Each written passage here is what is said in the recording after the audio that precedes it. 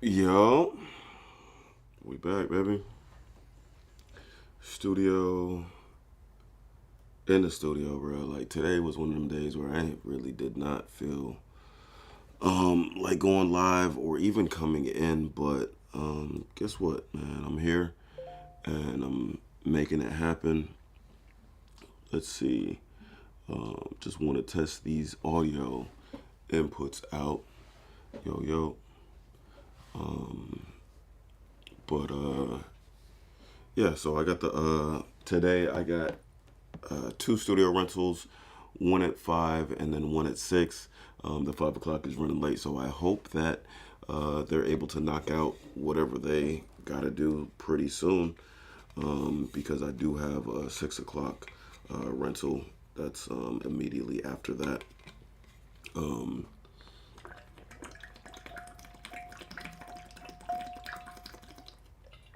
but hey, man, it's none of my business.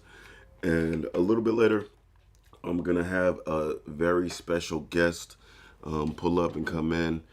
Um, this person has been one of my biggest supporters when it comes to business, and she hit me up and she said that she's bringing me food. So we'll see. We'll see what she's bringing, and I appreciate her for that. But yeah, man. So right now, I'm actually watching the Pop the Balloon challenge. So probably what I'll do is I'm going to watch it with you guys until she comes. Yo, what's happening? Um, and let's actually make this a thing.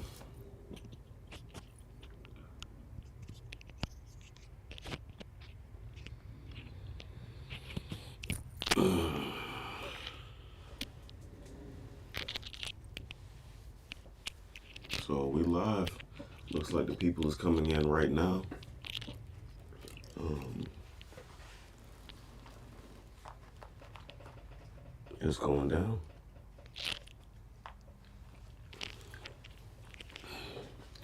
Let me close this out actually real quick.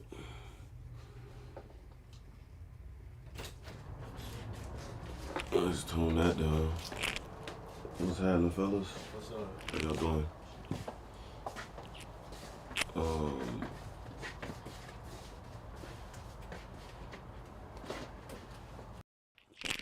just a heads up. I'm live right now, so if y'all want to say what's up to Alright. the people. But yeah, we're in the back right here. Appreciate that. Of course. So, like, you just, is there any, like, lights and shit? Like, you said there's a speaker? Yeah, there's a speaker right here.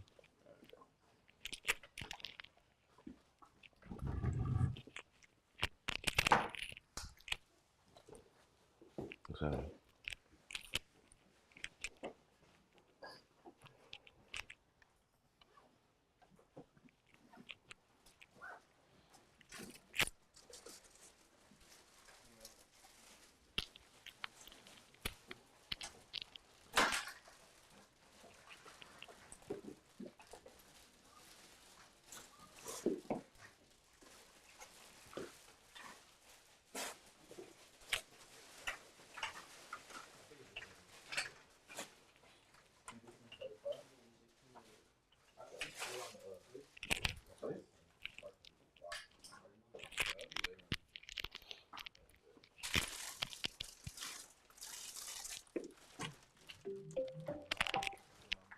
Who wants to connect the speaker?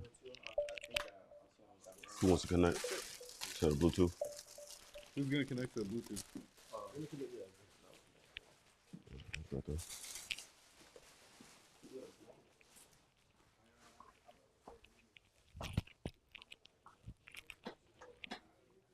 Man, weird. It is what it is. Whatever. Um, yeah, man. So we on this bit right now. Streamathon, baby. You want me to close that or not? Yeah, please. Yeah, close it for me.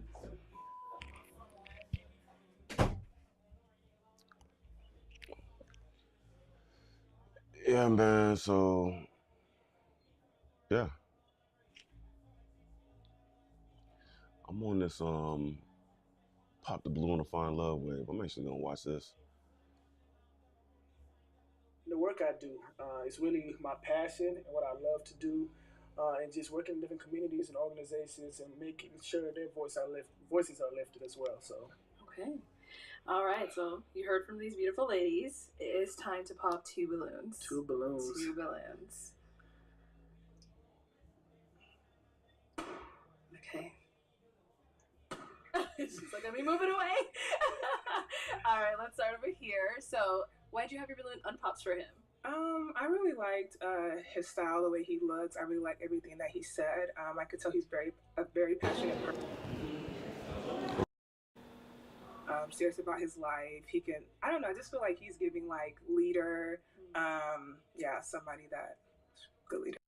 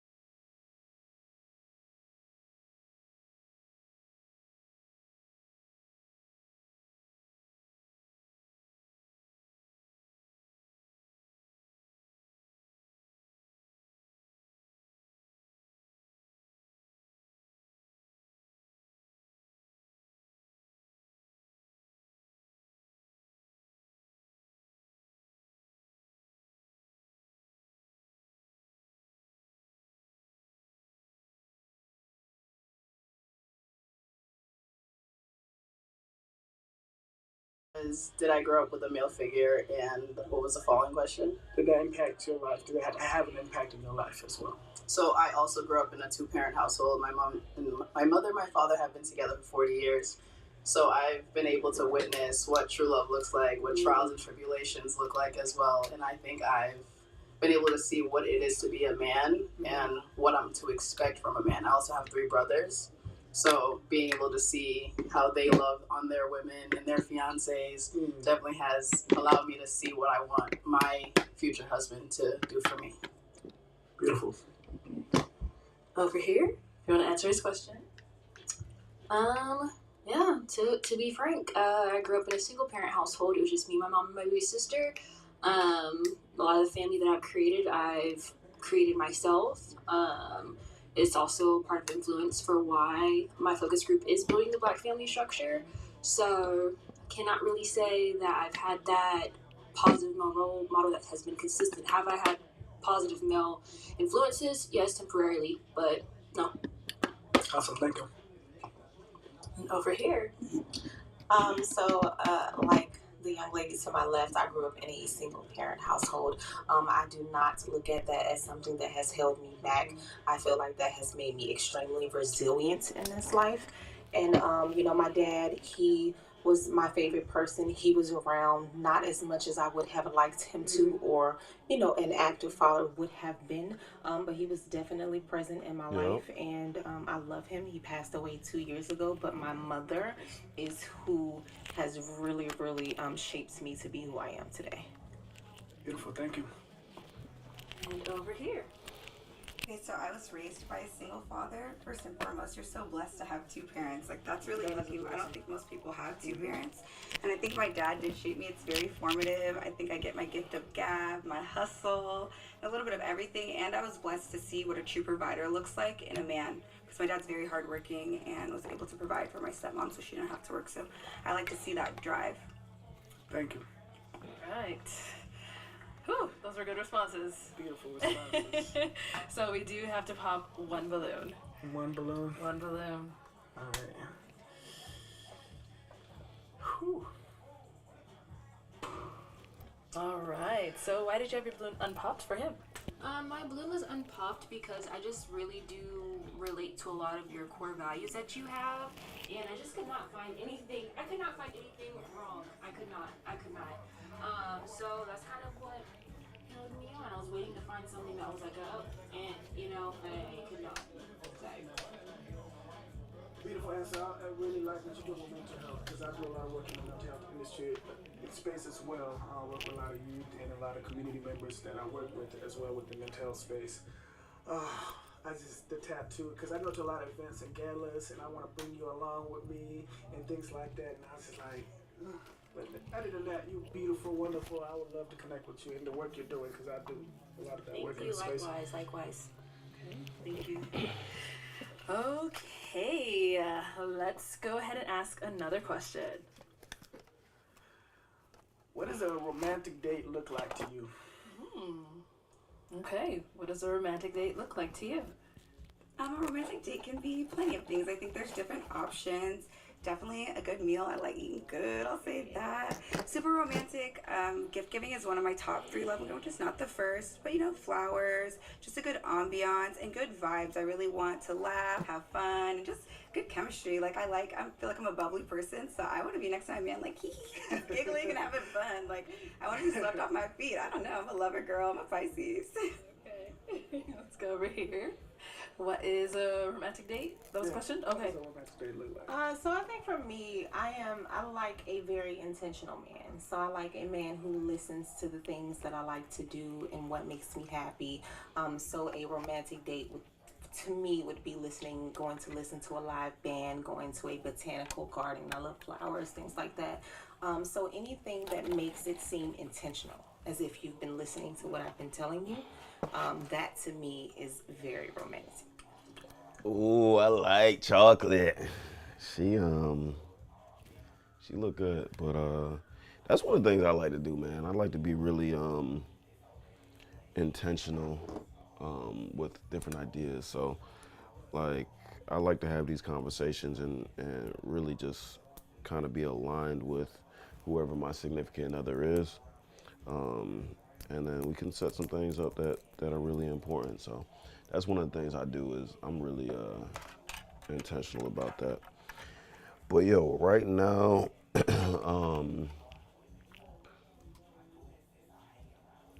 oh shit, fucked up.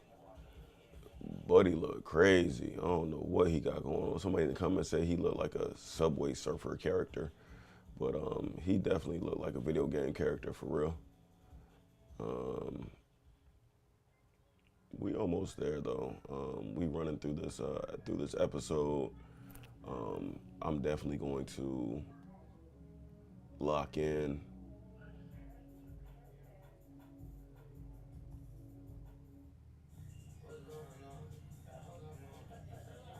And like, I want to be sucked off Lock my feet. in, I but don't know. I'm a lover girl. I'm a Pisces. I'm definitely gonna lock in, and I want to do some reviews of these episodes. But like I said, today is not the day that I'm feeling it. So one of the things I realized is, man, I gotta just do it anyway, regardless of how I'm feeling. To be real, like whether or not I want to be live or whatever it is, I'ma just do it anyway. I'm hoping these people in the back don't really annoy me. No sweat to them, but they did get here late, and I have somebody else waiting at 6, so we'll come through and do our thing. But we got these lights going on. So we got these switches right here. Boom.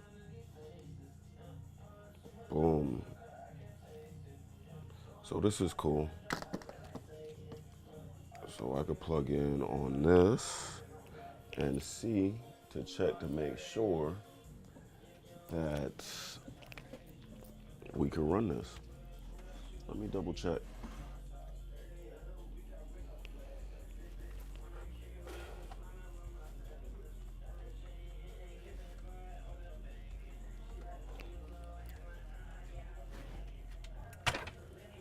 So this whole strip of lights,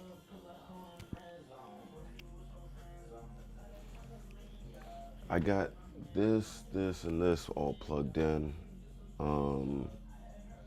So I'm thinking, should I plug in this whole strip into this? Or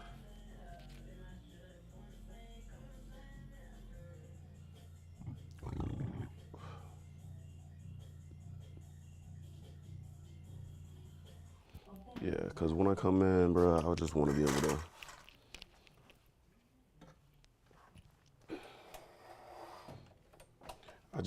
to hit the switch.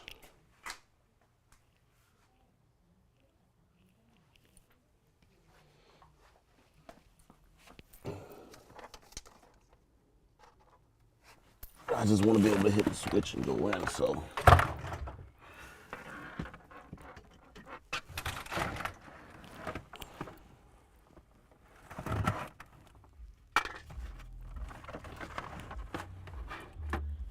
Oh yeah, nah.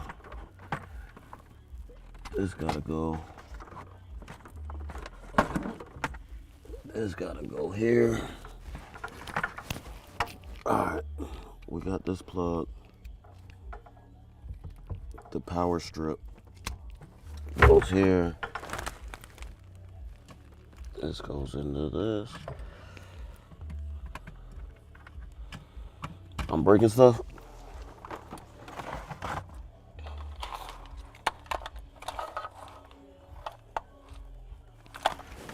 Let me see what's up.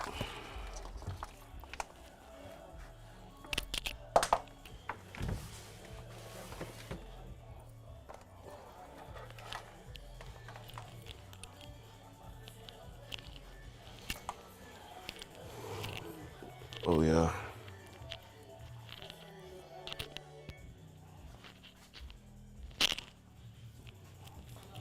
Bro, I'm over here breaking. Oh, that's kind of cool though.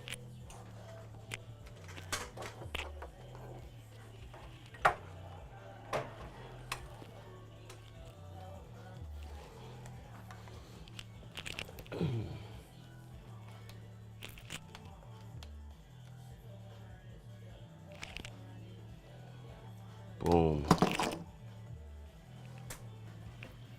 That goes here with it. Boom. That goes there with it. Actually, y'all can watch this while I'm doing my thing over here. Okay, let's go over here. here. What is a romantic date? Those questions? Okay. So I think for me, I like a very intentional man. So I like a man who listens to the things that I like to do and what makes me happy. So a romantic date to me would be going to listen to a live band, going to a botanical garden. I love flowers, things like that. So anything that makes it seem intentional, as if you've been listening to what I've been telling you, that to me is very romantic. Noted. Intentionality. All right, and over here. Not to steal Micah's answer, but I think it is similar. Intentionality is everything. Like, we can have a romantic date at home. I could have made a comment like, oh, I saw like someone painting or something like that, and you set up a whole entire painting kit, and we do that at home, eat some good food, and just hang out. So romanticism, I'm a whole teacher, I can't speak. It's really just about intentionality, listening, being attentive, and paying attention. Ooh, great answers. Yes. But we do have to pause. One more? No. Go to pop a balloon. This one's tough. It is tough. I know, we're down to the final 3. Oh, wow. Uh-oh. There we go. All right. So, Alicia, why did you have your balloon unpopped? First and foremost, I love dimples. I liked some of your answers. I was waiting for a little bit more. Like, I didn't feel the total chemistry. I was waiting to see a little bit more of your personality, but I do think you're educated. You seem just really well-rounded. And why did we end up popping hers? I love your bubbly personality because I feel that. I'm kind of bubbly at times as well, but really, it's just. I was waiting for that. You said she had too many tattoos, and I was over here looking at my arm like, dang, what about me? I was waiting for you to pop mine for that reason. I don't have any, so it's just that. It's a cultural thing, I feel you. No problem. Thank you. So, our 2 remaining ladies, any questions for him? Okay, let's start here. Do you have children, and if so, how many? No. Zero. Okay, that's good. Do you have any kids? I do not have any children as of now. I do want kids though. So, do you as well? Of course. Okay. My parents waiting for grandkids right now. Same. I'm just like, hey. Same. Okay, you're good? Okay, any questions over here? I have like 2 questions. Have you ever been married? Are you separated, estranged? Is there anybody in your life who thinks you're in a relationship with them? No. Okay. No. I hope not. No. Okay. All right. My second question is, are you a Christian? No. It's a deal breaker for me. Okay. That makes sense. Okay. And do you practice any type of... I'm Muslim, yeah. But I'm willing to open to different religions as well, so. Okay. Yeah, so for me, I'm looking for someone who's already in that position, someone who could lead me. I've had experiences with people who I had to help bring to that position, and I don't want to do that anymore. I want to be able to play my role. Yes, I want to be a helper and contribute, but I want my man to make that initial step. I want someone I can follow. Well, you hung on to your balloon for quite some time. Why so? What he was saying, I was interested in it, his core values, him growing up in a 2-parent household. I think we're similar in that way. But yeah, you seem like a great guy. What you do for work is amazing. Thank you. Now she's someone that's your friend. Beautiful, amazing, and just the fitness thing, ding dong in my brain. It's not even that. Just you're gorgeous, beautiful. I love the hair. Thank you. The dress, man. Thank you. You guys are all amazing. Just by the way. Okay. They can't tell you, right? Okay, thank you. All right, so we do have our last lady. Come on up here. Let's ask any of our final questions up here. Do you guys have any last final question for one another? Yeah, I think I have a few. So, where do you live? Colorado. Okay, I live in Virginia. So is that going to be a problem? I've done long distance already in the past, so Me too. And then also, I heard you say that you are Muslim. Mm-hmm. Currently, I do not practice any religion. I am very faith-based. I do pray every day, but I do believe in God. Is that an issue for you? No, that's not a deal breaker for me. Okay. I think that's it for me. I have a couple of questions. Okay. Do you have a passport? Yes, absolutely. That's it. That's it. Oh, that's it? Everything else we can do. Absolutely. All right. Well, then, is it a yes for you for him? I think it's a yes. Is it a yes for you for her? Yes, yes. We I love that you got ever it! I'll take this mic, and you guys can go on off. Give it up for them. I need like a little double extension. All right, let's go ahead and bring out our next single guy. Hello, welcome in. Hello. What's your name? My name is Brenton. Brenton, how old are you? I'm 30 years old. And what do you do?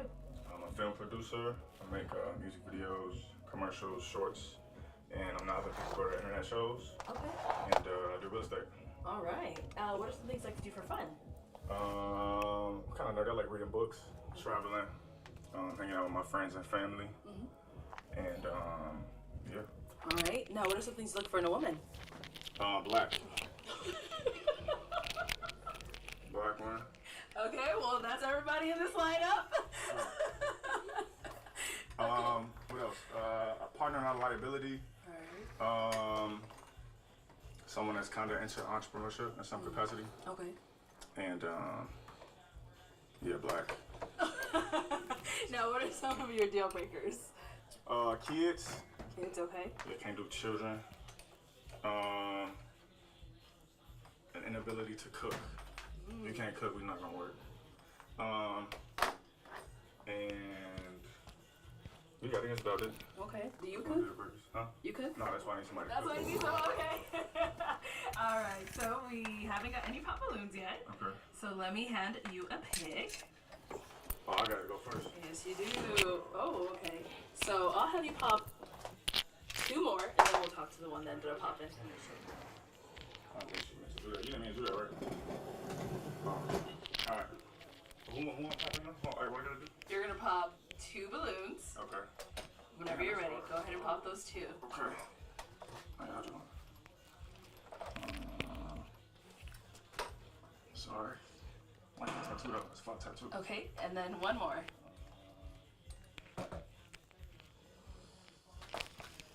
Damn, what? We gotta pop. Okay, let's start over here. Let's have your name and age. I'm Kenyani and I'm 27. Kenyani, why did you have your balloon unpopped? I don't know, because I feel like I didn't really get to know him in his responses yet, so I was kind of waiting on it. Maybe that could have been a flag right there that there wasn't much to go off of, so I was kind of waiting a little bit to see if there was more that I was going to get that made me stay in or made me exit, so that's why. Okay, got it. So why did we end up popping her balloon? I don't know. I could choose somebody. I don't know. Was she someone that you type? It's pretty good. It's pretty good. I don't know. I don't really have a answer. Maybe it's energy or something. I'm not sure. We just started the game, so I don't know. It's the best I have. All right, thank you. So let's start over here then. Your name and age. My name is Lunica. I'm 27. And Lunica, why did you end up popping your balloon? I think you're a humorous guy. Love what you just did with that balloon. Love the black comment.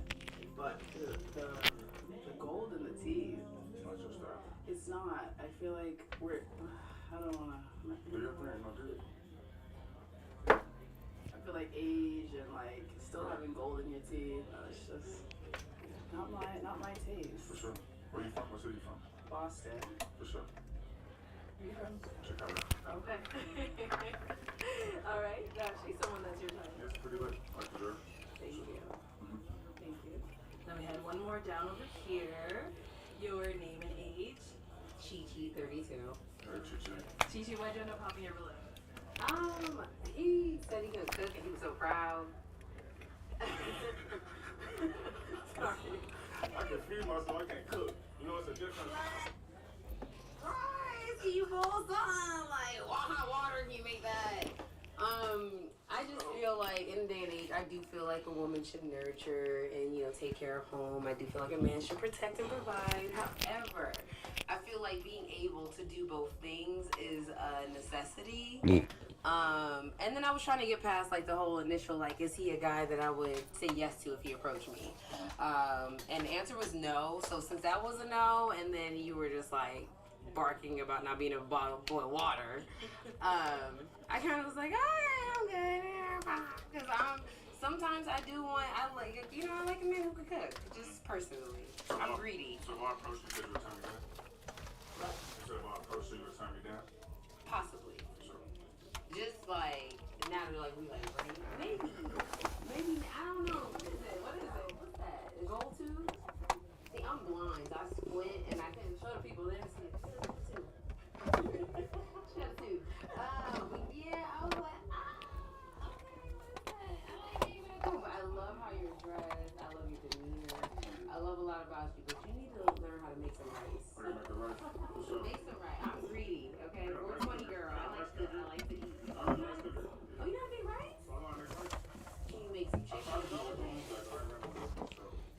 Because I met you off there. I'm greedy. Alright, is she still on that to your time? Yeah, she's pretty late, so I like to hear that. Absolutely. Thank you. I appreciate it. Okay, let's head on. I'm trying to learn. You can walk any way you feel comfortable walking. Alright, so we have 5 remaining balloons. Go ahead and ask these remaining ladies a question. Okay. If we were to make a TV show about your life, who would be in it and what would it be about? Ooh, that's a good question. Okay, let's start with come up. Alright, let's have your name and age first, and then the answer to this question. I'm Ken, I'm 27. Does it have to be a celebrity or it can just be anybody? It could be nobody, it could just be you. Oh, Just, okay. I'm trying to understand and interacting with you every day. Considering your interest and what you're into and who in your life, what the show would be about. Okay. So I'm extrovert. So half of it would be me in the house, watering my plants, reading, cleaning up around the house, just chilling, doing my thing. And then the other half of it would be me out enjoying my family and my friends, or, my travels, my adventures. A lot of my friends say that I live day to day like a Sims character because I just do like sit tasks and I'm just all over the place. I know you're a professional and stuff. So if you ever but see like, game you think you Sims, could take like some photos? Like, just I like do show me how to take them? Like, little tasks here and there. Show you how to take them? I mean, you're a photographer, right? Yeah. I know you charge for that stuff though, but like, Yeah. I'm just like trying to see if he's good or not. Like with the editing in the floor and stuff, was that good? Yeah, those fire. That's straight? Yeah. I bet. Let's go in there real quick. Let me change the light for you. Let me see it again. What happened? Let me see them again.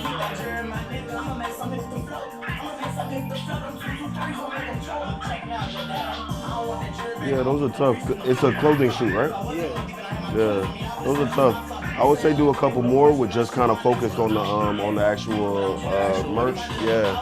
So like you'll probably want to shoot it like from his chin to like right here, just so that you lock in on that. So like when you put it on your website and stuff like that, it'll be focused on that.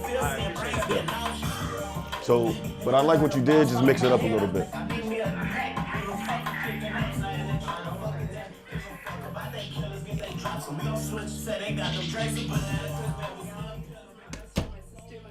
Right hand should be an co-host. Yeah, we be co-hosts on our show. It'd be very, very entertaining. But yeah, I just feel like reality. Okay. Sure. Did you want to hear more? That was good. No, of course, good. Okay, and then over here. I think if I would Start with your name and age first. My name is Alicia and I'm 28, and if I had a show about myself, I'd have my co-star, Daisha. Also, I would do my family, like my niece, my parents, and definitely my kitty cats, Mimi and Moxie. Shout out to Mimi and Moxie.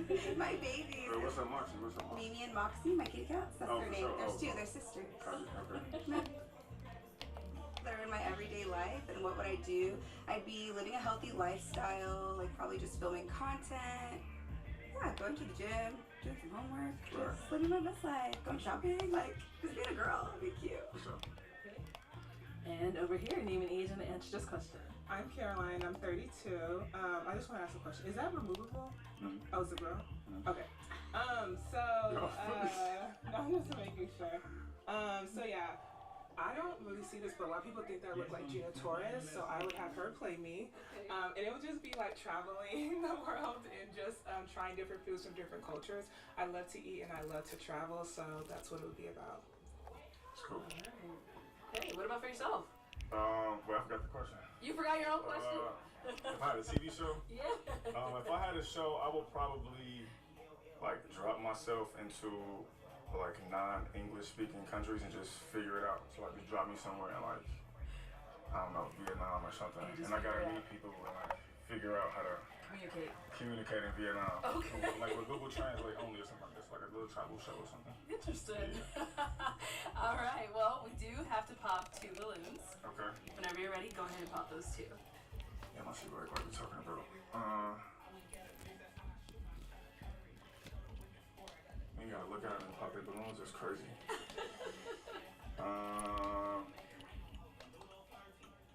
These 2, man. Not the twins. No, I'm kidding. Yes. All right, so Alicia, why did you have your balloon unpopped? I was waiting to see a little bit more of your personality. I think you show your personality and your style, just the way you're dressed. I was just waiting to see just a little bit more charisma and see just kind of more of your vibe. I mean, I think your necklace is cool. I just wanted to know about that. Thank you. Yeah, just get to know you a little bit more. Now, when do we end up popping hers? If I'm not mistaken, I think I saw the Union episode or the follow-up episode with you. Am I wrong? Was that correct? Yeah, there's a follow-up. Yeah, I saw it. I was like, oh, I don't know if we gonna match the best. Hearing y'all interaction, I don't know. I don't see, so yeah. No, I think that's totally fine. I think with that particular person, we were not compatible and had some interesting interactions prior. Not so fun interactions, it sounds. Not so fun for me personally. Didn't enjoy it. But I think if you were to look at you and I, we're totally different people. So I think one small caricature of me and another person isn't totally a good way to personify me. Right. But if that's what you're looking at and that's how you feel, that's okay. But I think we're pretty awesome. Understood. I think you're cool too. I think you're cool too. I like your tattoos. And then over here, why did you have your balloon unpopped? You seem very genuine and nice, and you seem like artistic. I like the way, like your style. I think that you seem cool. Okay. Appreciate it. All right. Why did we end up popping her balloon? If I'm gonna be honest, it's the same answer for all 3 of them. I'm not into light skin women. It's not my thing. I honestly want to say it, you know what I'm saying? But it's just, I guess. So we're not black. No, y'all still black though. Y'all still black, but Too light for you. it's just, you said. Yeah, that's all. But y'all very good. All right, thank you. That's okay, wild. we have 3 ladies left. Ask What them he say? another He don't like the light skins, bro. He seems cool. Okay. What he say? He ain't like the light skins. If I'm gonna be honest, it's the same answer for all 3 of them. I'm not into light skin women. It's not my thing. I honestly want to say it, you know what I'm saying? But it's just, I guess. So we're not black. No, y'all still black though. Y'all still black, but Too light for you. it's just, you said. Yeah, that's all. But y'all very pretty women. No problems at all. Yeah, for sure. All right, thank you. Okay, we have 3 ladies left. Ask them another question. Okay. Are you closer to mom or dad, and why? Okay, start here. Closer to mom or dad, and why? I'm closer to both my parents. Maybe my mom. We just kind of as I'm growing up, I just noticed that we're kind of more alike. We just joke around. So yeah, I mean I love both my parents though. But yeah, my mom.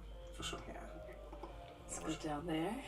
That's a wild comment. All right, are you more closer to your mom or your dad, and why? That's a wild comment. Definitely my dad. My dad's my best friend. Why? I don't know. He just gets me more. Me and my mom are very similar, and so we butt heads a lot.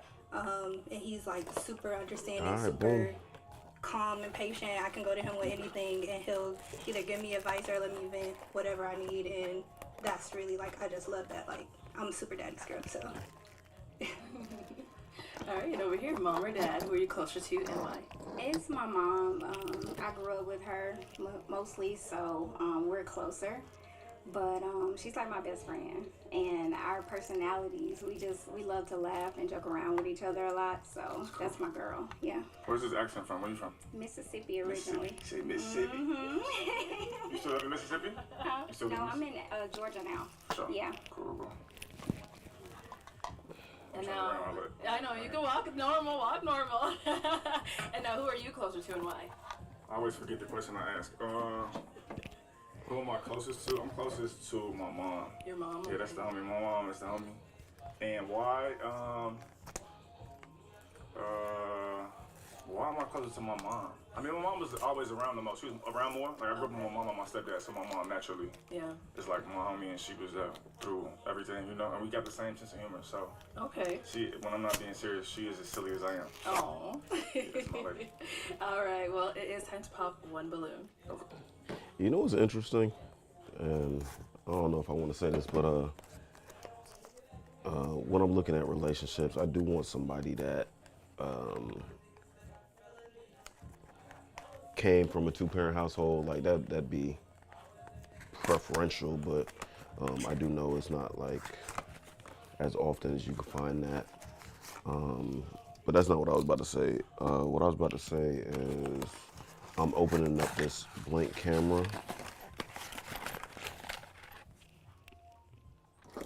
Opening up this blank camera, and hopefully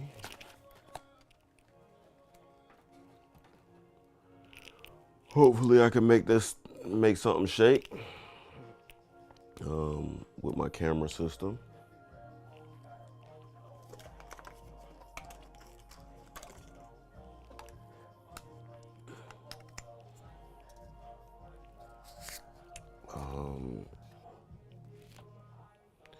Bro, ADD is a mug, bro. I need to stop speaking life into that because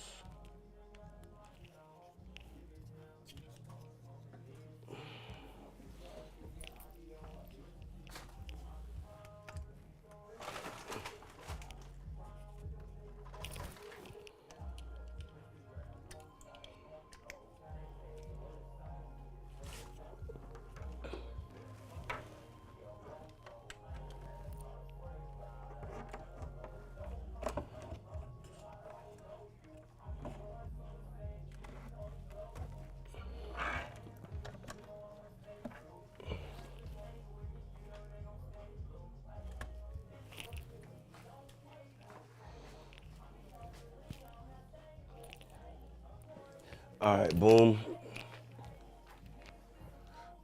What was I saying?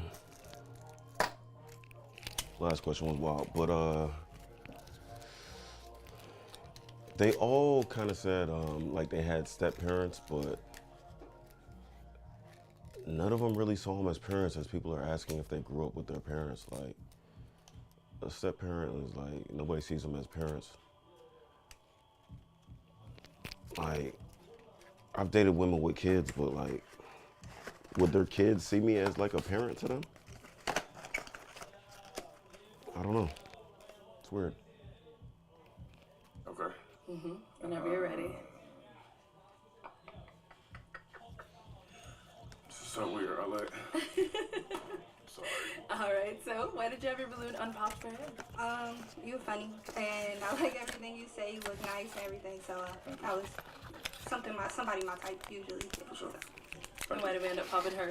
I'm not. She looks nice. I like the blue, I like the dress, like the shoes, like the tattoo on the foot and everything. I don't know. I just don't see it for us. Okay. That's all. Yeah. Pretty lady, John. Thank you. Okay, our two ladies left. Any questions for our guy? Okay, we'll start here and then we'll head up there. Are you a Christian? Am I a Christian? I would say myself very spiritual, but I'm not sure if I'm attached to Christianity specifically. Yeah, but I'm God fearing. I wouldn't say it's through Christianity though. Okay, that's just so do you go to church? Yeah, sometimes. Yeah. Okay. Just like being a Christian is very important to me. I understand you're God fearing, but I feel like if you have it like backed with like a religion and something like that, it just yeah. Okay, perfect. Thank you. Yeah. And we do have one lady left over here. Let's see if you have any questions for him. I do. So how do you handle your negative emotions when you're feeling? How do I handle my negative emotions when I'm feeling down or something like that? Fear, hurt, sadness, angry. That's a good question. How do I handle them? I think I isolate myself and think about them. I'm trying to understand what's happening. Okay. Like if I'm off my square. Yeah, I probably tuck away, figure out what's going on. Or, so. We so that real life, the J off the business said I'm a sniper, nigga. Yeah. Just a heads up. You got like 4 minutes left. I got somebody else coming in at 6, so. I got you. I got what you got, yeah.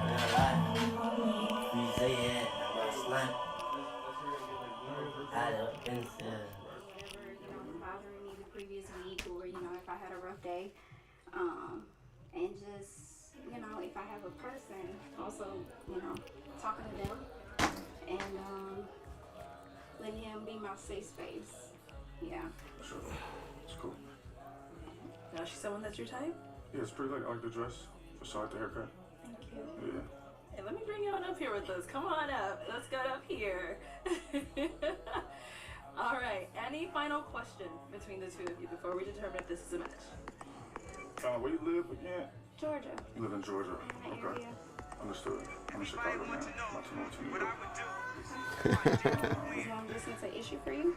Is it an issue for me? I think relative to the relationship, maybe. But I don't think anybody seeks long distance anything, But I feel like so where I am now is not like permanent for me. It's not somewhere I feel like I'm gonna plant roots. So I'm open to other areas too. So it's not a deal breaker for me. Yeah. Understood. Okay. When was your last relationship? Relationship 2021, but I've dated. I had some situationships that taught me a lot too in between. Okay. So yeah. Understood. You said the last one was 2021? Mhm. Okay.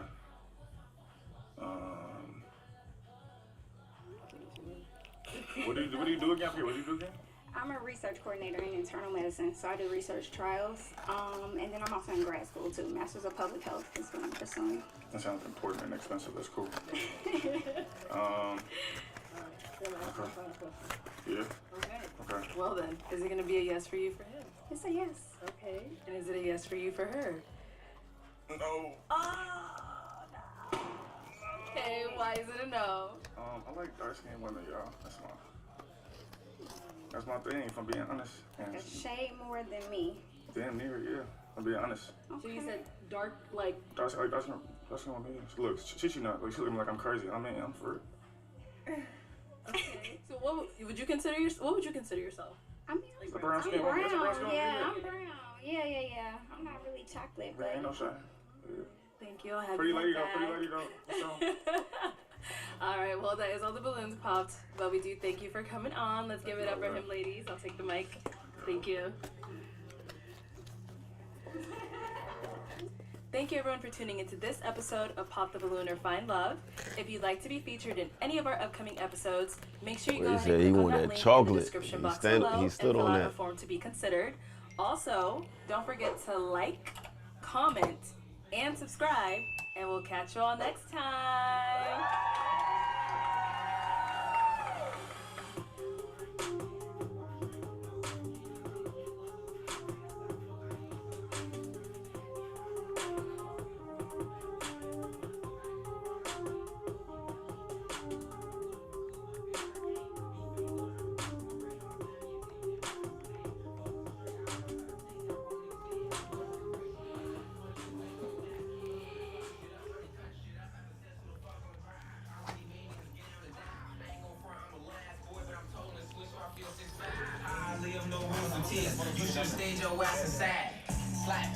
Very good. All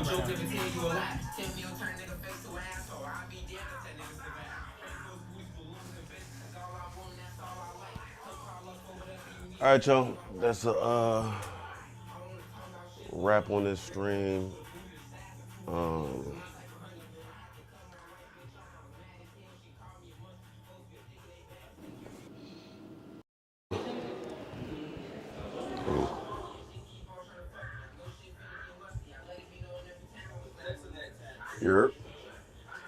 Yeah, man. So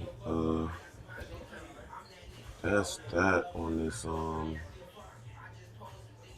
stream for right now.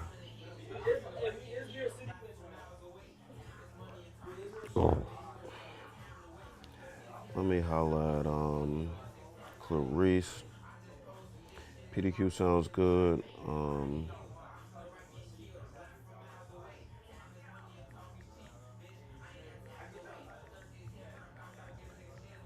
Fries.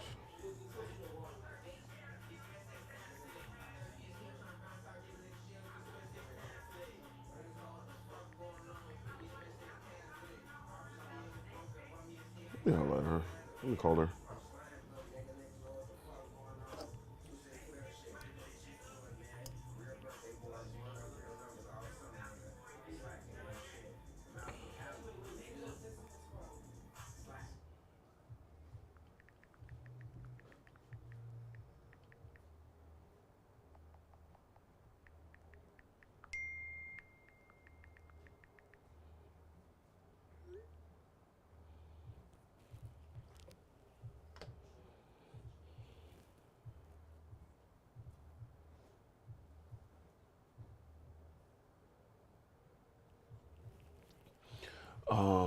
Boom, so we good.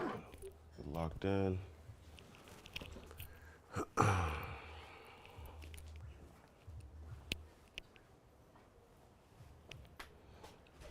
We got these, doing a quick little transition from the last rental to the newest rental. That was the whole, that was the episode of Pop the Blue and to Find Love. I'm just kind of testing out some different things. This is cool because I'm able to do a screen share with,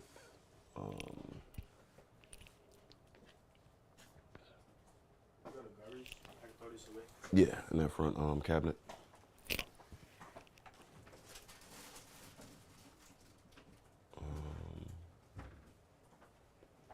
Boom.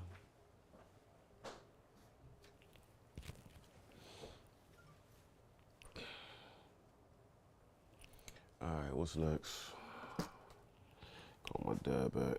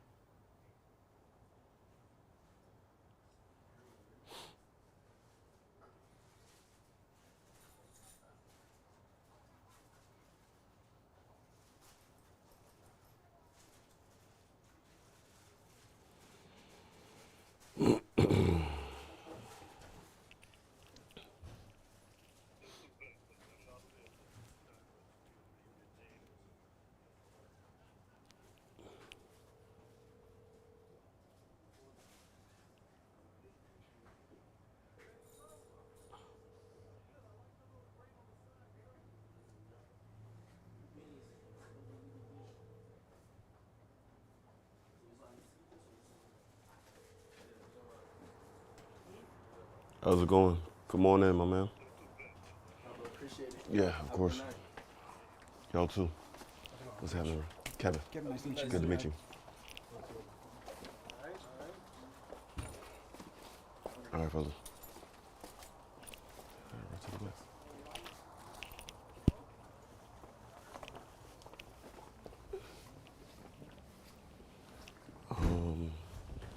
There's a bathroom right here. Okay. So if you guys need to change or anything, you connect to the Bluetooth speaker right here. And then, what's happening? How's it going? All right. And let me know if you need anything. This light turns off. These lights turn off as well. What are you working on today? Just music video. Music video? Yeah. Okay. All right. So, yeah. I mean, so if you want, you could leave these lights on. Yeah, I'm gonna. Yeah. All right. You're welcome.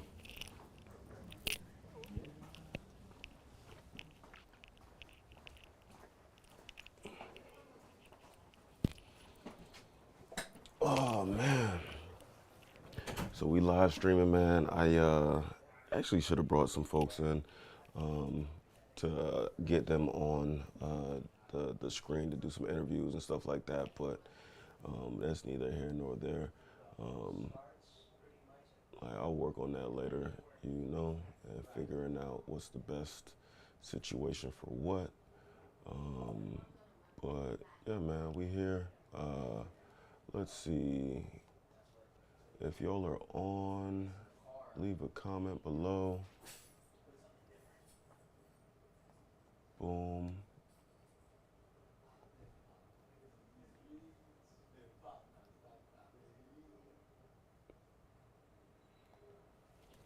Oh.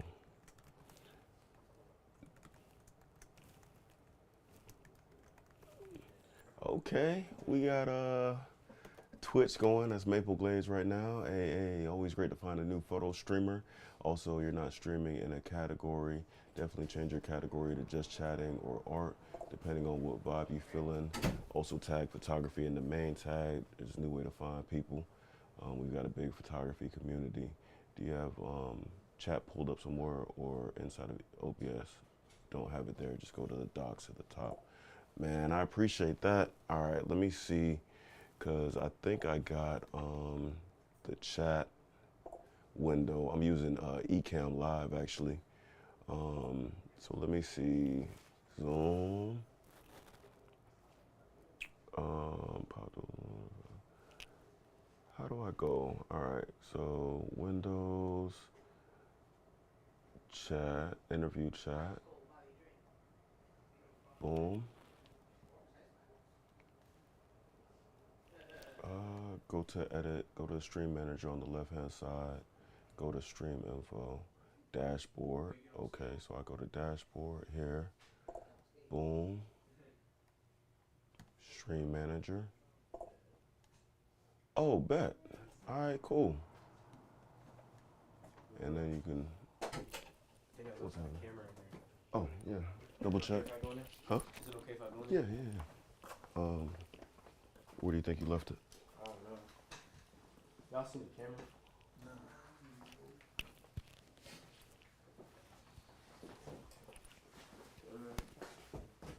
Alright, it might be in the other bag. I'll check it. Okay. Sorry about that. Yeah, just double check. Let me know if anything. Hey, you wanna introduce what you do on the stream? I don't know if you want to hop on camera or whatever. Yeah. Cause you got the right there. Yeah, so you can see yourself. It's KVL, right? Yeah, KVL Media Shout Studio. Out KVL Media, bro. They do it the best. It's my first time here. Man, Shout out Jaw Gallery on Instagram. It's jahgallery.co on Instagram. But what, tap in with that. What do you do? I see the hoodies, man. Those are fly. Clothes, bro. Yeah. That's it. Okay. That's it. Screen printer. Yeah, screen print. All right. GSM, you already know. Okay, cool. Yeah, go tap in with that, bro. Yeah, appreciate you coming Good through, to meet man. you, bro. All right, you too, fam. Stay safe. All right, take it easy, all right? You too. Let me know if you get your camera. All right, bet. All right. All right, boom.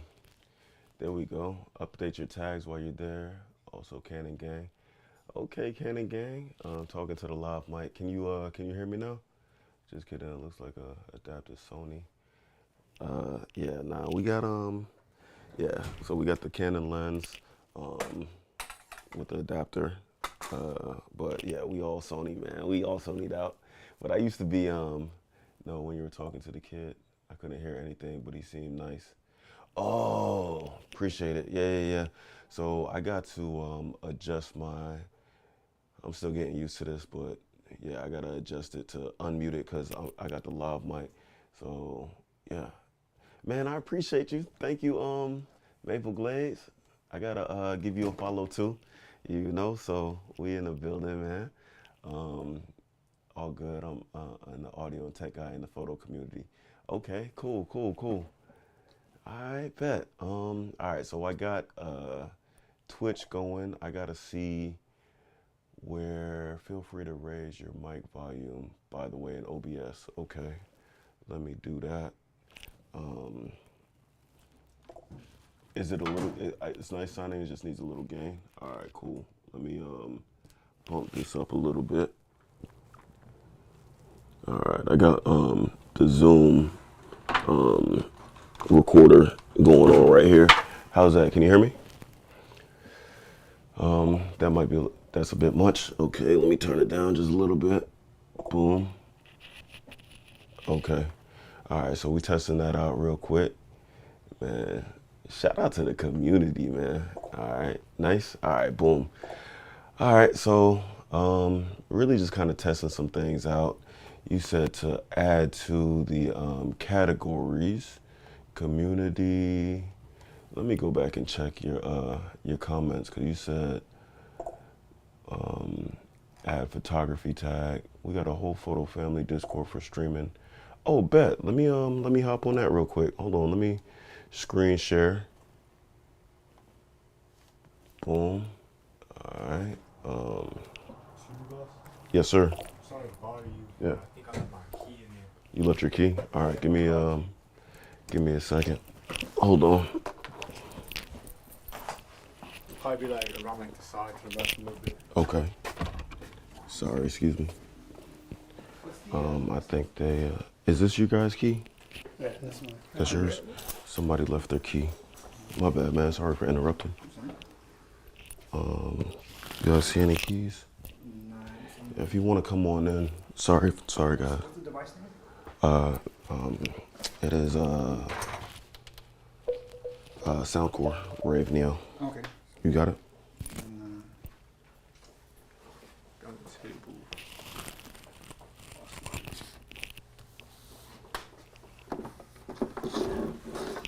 No.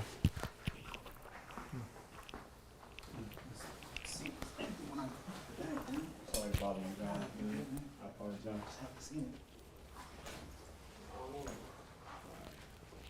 I'm sorry, guys. Yeah. By chance, somebody might still Yeah, put it in their pocket or something. Maybe somebody has it. Sorry, yo.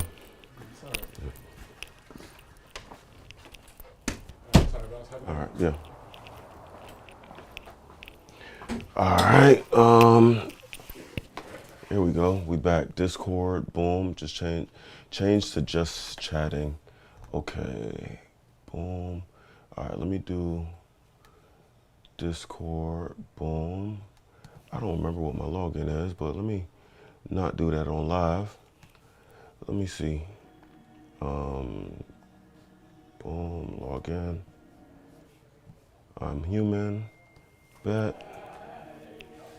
Email or phone number. New login location. Please check your email.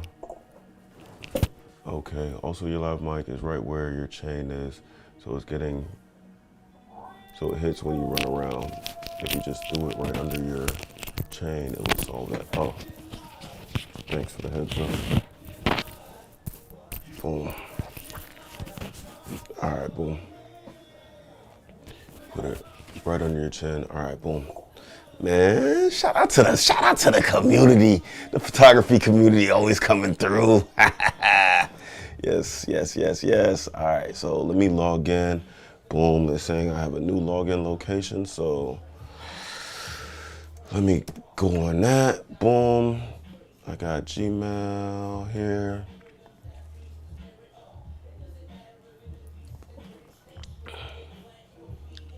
All right, boom.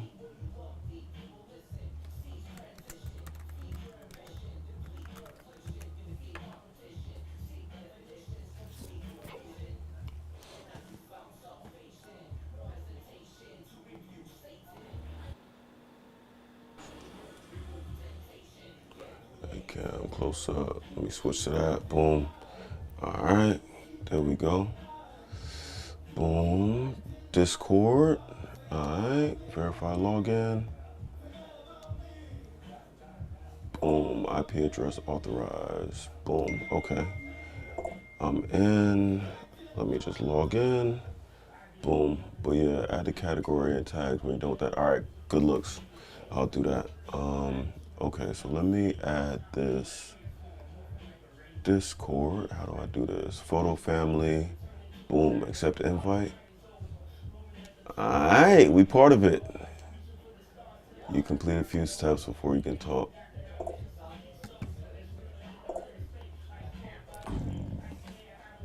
And you're in. Boom, you just gotta accept the rules. You must complete. Be respectful. No suspicious links or spamming. Only critiquing people who work who consented. Not safe for work content. Only allowed in 18+ channels. Okay. All right. Nice. I've been looking for a photo family, man. Appreciate you. Appreciate the invite. Messages failed to load. Try again. I don't know what's going on. Photo streams. And I'm in. There we go. Boom. And check out the photo streams. Photo streams. Video streams. Photo streams. Oh, nice. Okay, so everybody's on Twitch. Yes, sir. Oh, this is dope. Thanks, man. Thanks for the invite.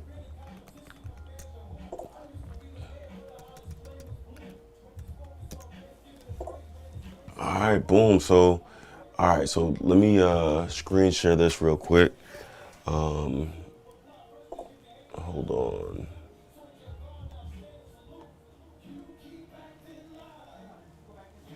Wait, let me add this to this. Boom. All right, boom. Yo, shout out to, I like that wide view, it's dope. Oh yeah, appreciate it. Yeah. Okay, cool. Thank you. Don't use the Discord. You don't use it. I get it if you don't. Yeah, I've never really used the Discord. Needs to come down a bit on the game. Okay. Also, your Zoom is a little too hot on the mic when you get excited. Needs to come down a bit on the gain. I don't know how to do that.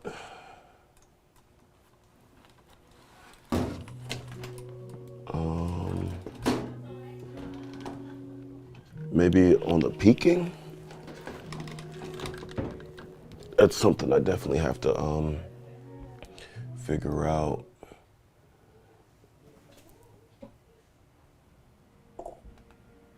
Just adjust it, then talk loud.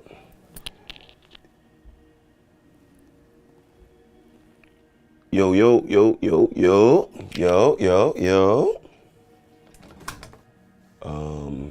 And let me see if I can change this a little bit to peak. I'll give you the mic filter. Laugh like, ha ha! Yo! Yeah! I can't laugh too loud, man. There's people in the back. They recorded the music video, but all right, man. I appreciate it. Hold on. Drink lemonade. Got a special guest coming through. Yeah, that's too loud. Turn down the gain a little bit on the mic. On the mic.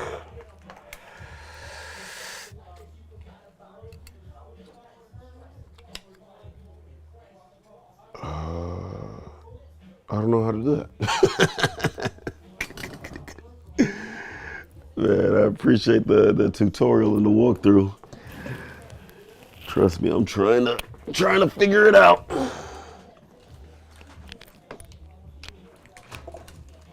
Hold on. Set. You can adjust. I'll give you some right compressor settings to take care of it. You adjusted on the zoom, the gain knob, but you might be clipping the receiver. I don't know. Just happy to get you set up. Nah, I really appreciate that. Auto AF peak. Oh, they going in on the music video back there. They are hype. They are hype. All right, set. Squelch. Stored. Menu. Sync. Easy setup. Frequency. Name. AF out. The clippy audio part is hard to listen to, so I'm just doing my nerd port. So you're set to go after that. Just happy to get you set up, man. Appreciate it. Mic gain settings. Mic sensitivity. Okay, let's see. On the lav mic, right? Or is it on the Zoom? Might have to set it to like -20. Okay. AF out? Is it the AF out? Check the receiver and make sure it's not clipping. Yo. Yep, the receiver is clipping. I think.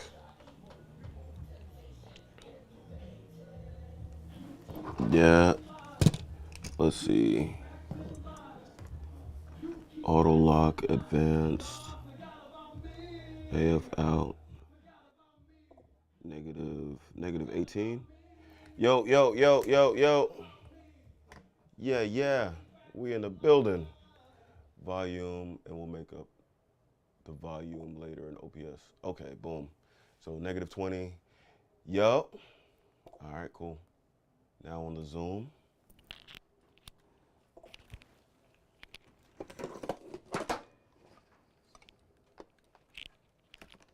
Now on the Zoom, you could bring up the gain a little bit. Okay. Tell me. Do the laugh. Ha ha ha ha ha. All right, so let's just boost this up. Yo, yo, yo. Yo. Ha ha. Ha ha ha. How's that? You got me looking crazy. All right, boom. All right, cool. Now go to OBS. So I'm actually on Ecamm Live right now. Let me, I don't even know if I can share. Hold on, let me share the whole screen. Ecamm Live, we'll fix it. Okay, we'll get you on OBS Studio. All right, cool. OBS is the way. Boom. I don't know how to help you in there. Oh, okay, got you. Let's see. That's good enough for now. Okay, cool. All right. But yeah, the studio, download it. Let's see. Let's see what's OBS Studio. I'll get you dialed in later for the next stream. All right, cool. Thanks. Restream, StreamYard, OBS project. But for now, you gotta put in the cat. Okay, yeah. All right, so let's go back to that. Dialing that in real quick. I'll go to Twitch. Boom. Okay, cool. Whoa, this is this is very a lot. This looks crazy. My bad. Oh man. 3 viewers on the time. Okay, boom. Okay, nice. Yeah. All right, so category. Where do I go for that? Show us the screen. Okay, I got you. It has a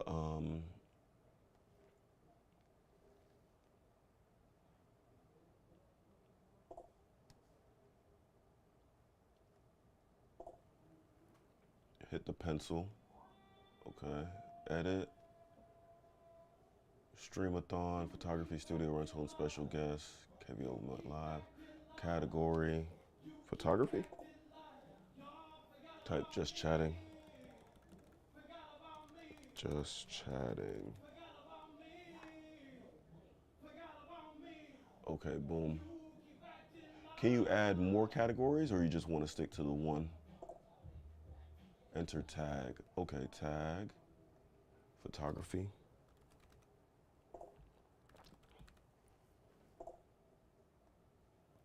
Photography, 10 tags allowed. Just one category allowed, 10 tags allowed. Type other relevant things to you. Let's go videography.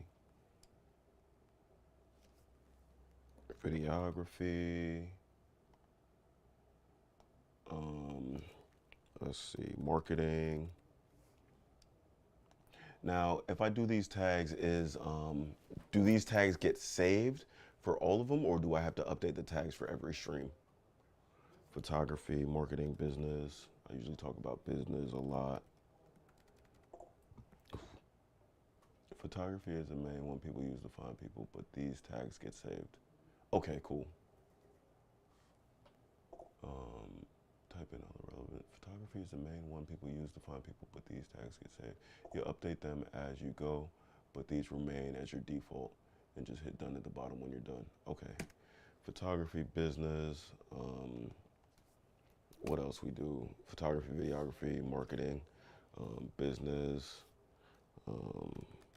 South Florida.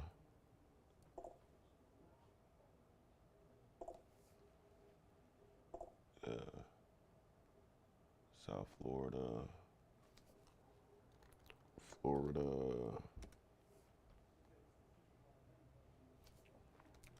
South Florida. All right. I'll do that for now. Portraits. What do you shoot? Okay, yeah. That's good. I do a lot of headshots.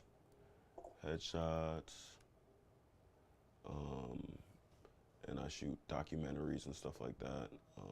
You have South Florida twice. Only one caps don't matter. What about the spaces? The spaces don't matter either? Oh, both of them have, okay, got it. It removes the space. Okay, boom. Headshots, portraits,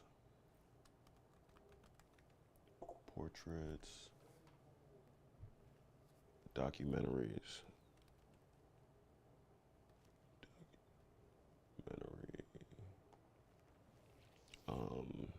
Reality TV.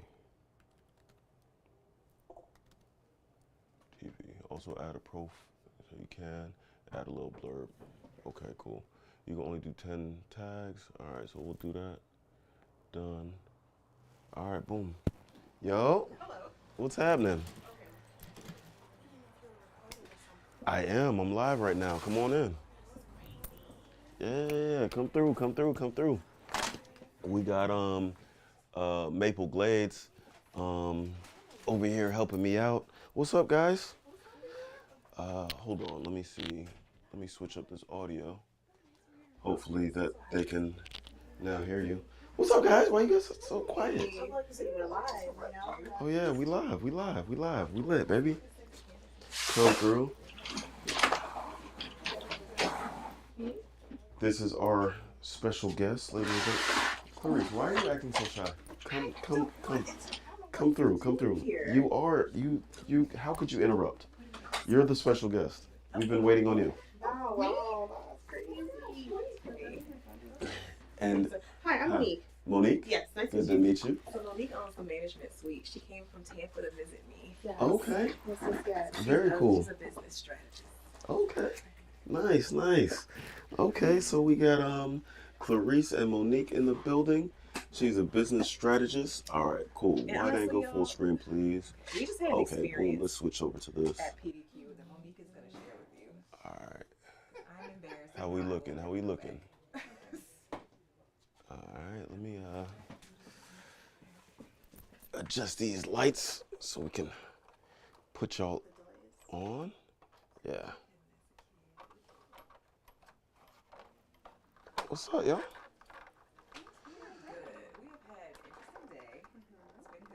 Mm-hmm.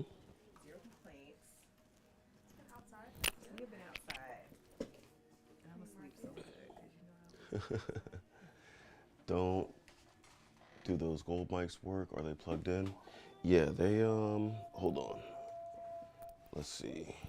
Wait, who's this friend? Just met. So he's a photographer and a streamer as well. Oh, and your name is Maple? That is so I like that. All right, let's see. Let's see if this. Well, you come to this side. Let me get you guys separated here. Okay. Let's see. How's that? Let's squeeze on in. Come on in. Okay. Come on in. Don't take my jacket off. Yeah. Come on in. Yeah, I was thinking about that. Yeah. All right. Let's see. Top of the mic. That's the top of the mic. Speaking very softly. I can't hear them. Yeah, we're whispers actually. Oh, they're not. Well, are they turned on? Hold on. Put a little heart there. Let's see. The gold mic. Speak in front of it. Do you see is my tapping making a noise? Not to the top, but into the side. Okay. What about now? Speak into the mesh, not into the top. Oh, okay, my bad. All right, well, I'm gonna tap here. Can you? How about? You gotta put Does that work? caps like I knew what you meant. Okay. How's that work? Can you hear me? Is this okay? Not the front, the other way. Oh, the front The here. tapping is the top. Like here? Down to the top. Speaking to the mesh. The gold mic. Like that? Which Or gold is that- mic? Oh, this side. Okay. See, Yes, that side. I wish you were here to give me some direction. He is here. What do you mean? Well, he's here, but he's not like here. Okay. Can you hear me? Oh. Rotate the mic. Oh. Mabel, I'm just a guest. I want you to know this is Kevin's studio. He said squeeze them out. It'll loosen. Squeeze the This is mouth. cool. Is this like an AI? Oh. Oh, Maple's a real person. This is a real person. Yeah. What do you mean? Maple, where are you from? Where are you located? ASL. This is the 90s. Can they even hear us? Is that right? That one? There you go. Clean as a day. So cool. All right, bet. Montreal. Okay, my brother lives there. Is it really cold there now? It must Oh, it gotta be cold. It just snowed. Oh, I don't know nothing about that. Like, Yeah. Opera singer who does photography and video production. oh my gosh. One of my closest friends growing up, his name is Lionel Williams. He travels the world now and he's a professional opera singer. Talking to the mic, the right side. This right side? Okay, like my right. Not your right, but mine. So like Talking to the mic. I feel like I'm really the close right to Kevin. side. Huh? Yeah. Okay, I don't know. thank you. Thank you. Very cool. You know Oh, the the lady lady on the right. on the Is right. that me? So you Oh, yeah.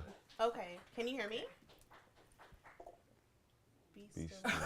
Oh yes, that's my shirt. I was gonna say like him My writing niece and coach. Be still and know. description wouldn't be Yes. helpful. Oh, 'cause we're okay. both twist the mic earlier, so that wouldn't be helpful. Yeah, mic. twist the mic.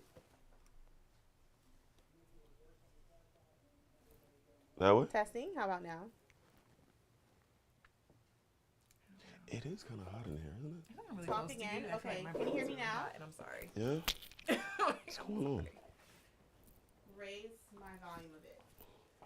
Or you can just raise your volume by projecting. Oh, Or I let me, guess I could just speak much louder. No, don't do that. much, Yo, shout out to the sponsors of the show. Clarice. Is that what we You're welcome. So, We can't have Kevin just wasting away here. are y'all not, you guys aren't going to eat? You know what? You are helping. Thank you so much, Huh? Maple. It's okay. Yeah, Maple is the truth. I see Maple being Maple again. Yo, shout out to Rumpelstiltskin. I like that name. That's pretty cool. We just talked about this today at breakfast about Rumpelstiltskin and how Raise he the was volume a just... little bit. I don't know if it's on. Okay, let me see. Oh, so he or she was referring to my mic. Oh, yeah. By the way, so yeah. Okay, yeah. So how's that? How about It now? was down all the way down. Testing. Might need to twist You might the need to twist the other way side around. again. No, I just realized it was the gain was all the way set to 0 on the Zoom for that microphone. This is a lot of equipment, Kevin. Like, what is It is. Yo. This looks very All right, so testing. Testing. Tell me about your day. Turn the mic around. Tell me my day. Yeah. My day, it went really well. I spent time with my bestie Clarice. I'm here from Tampa, Florida. here? I don't know where you want your set. I'm using this chair. Yeah, I've just been It's all riding good. around town, Palm Beach. So It's like fun. yeah, riding around town, Playing with my baby. enjoying playing with the babies. Trying to think That's of nice. baby because names. We I got don't have nowhere. any, and I'm fine with that. Thank you. Baby names. What? We got nowhere. With just Oh, with potential. baby names. Like potential, just in case I end up with the basketball team. They gotta have names. Live streaming? Yeah, you're streaming. Or And if somebody's it's not watching. The gold mic's volume got to come up. Okay. Left side is Okay, better. here, My side is great. Thank you. Left side is better. Thank you. So Right side is meh. I have a professional background Eh. in communication. Okay. So I'm Oh, good what Some touching stuff. Sorry. I'm getting nervous. All right, how's that? Can you hear me now? He's like, yeah, that side is great. Thanks. Yeah. Okay. That side is great. Now we have volume. Okay, boom. Excellent. Yeah, Thank you. Shout out to Maple. Yeah, getting us all the way together. Up in here. Look at this in the bag. Chicken bag. Clocking you. Have this when you first start. Oh, the chicken bag is blocking me, it says. Oh. Well, you're going to Alright, take your little what's, kid's meal out of the bag. How about that? Whose is this? I don't This like yours? eating on camera. That's yours because you had the sandwich. And then all 18 of your sauces are in that. And all the 18 sauces? Okay. Right, we didn't know We got how you. you were Who gonna has- navigate. Oh, She wanted a juice box. She wanted a that's juice mine. I didn't box. expect to be ousted on live like this with my. Why not? We're live. I'm a There's Hummer, nothing but family so I'm here. sorry, Rumple. Like, you know, I'm sorry. Reverbing through the sands and stuff. Someone is humming? Clear now. Locking. Someone is humming. I was humming. Maybe he's doing the background noise. I'm sorry. I won't do it anymore if it bothers Oh, you. you were humming? Okay, he said it was a mic hum, but I do like I hum to myself. Like I feel like I should have been a singer in my last life. Okay, bet. All right, so do you guys have PDQ in Canada? And what about Rumpelstiltskin? Where you from?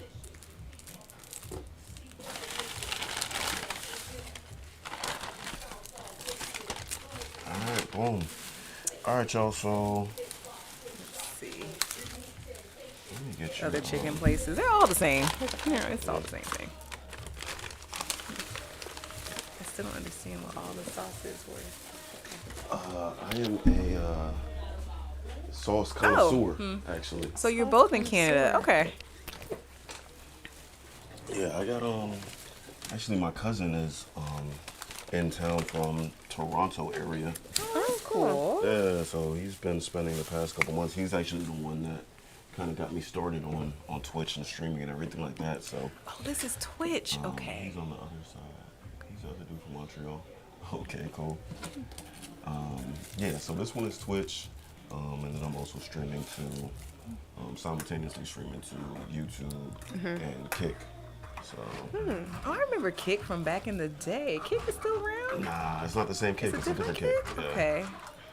Because I think Kick was a like a Thank you. Kick was like the cheater app. I'm just gonna tell you what it was.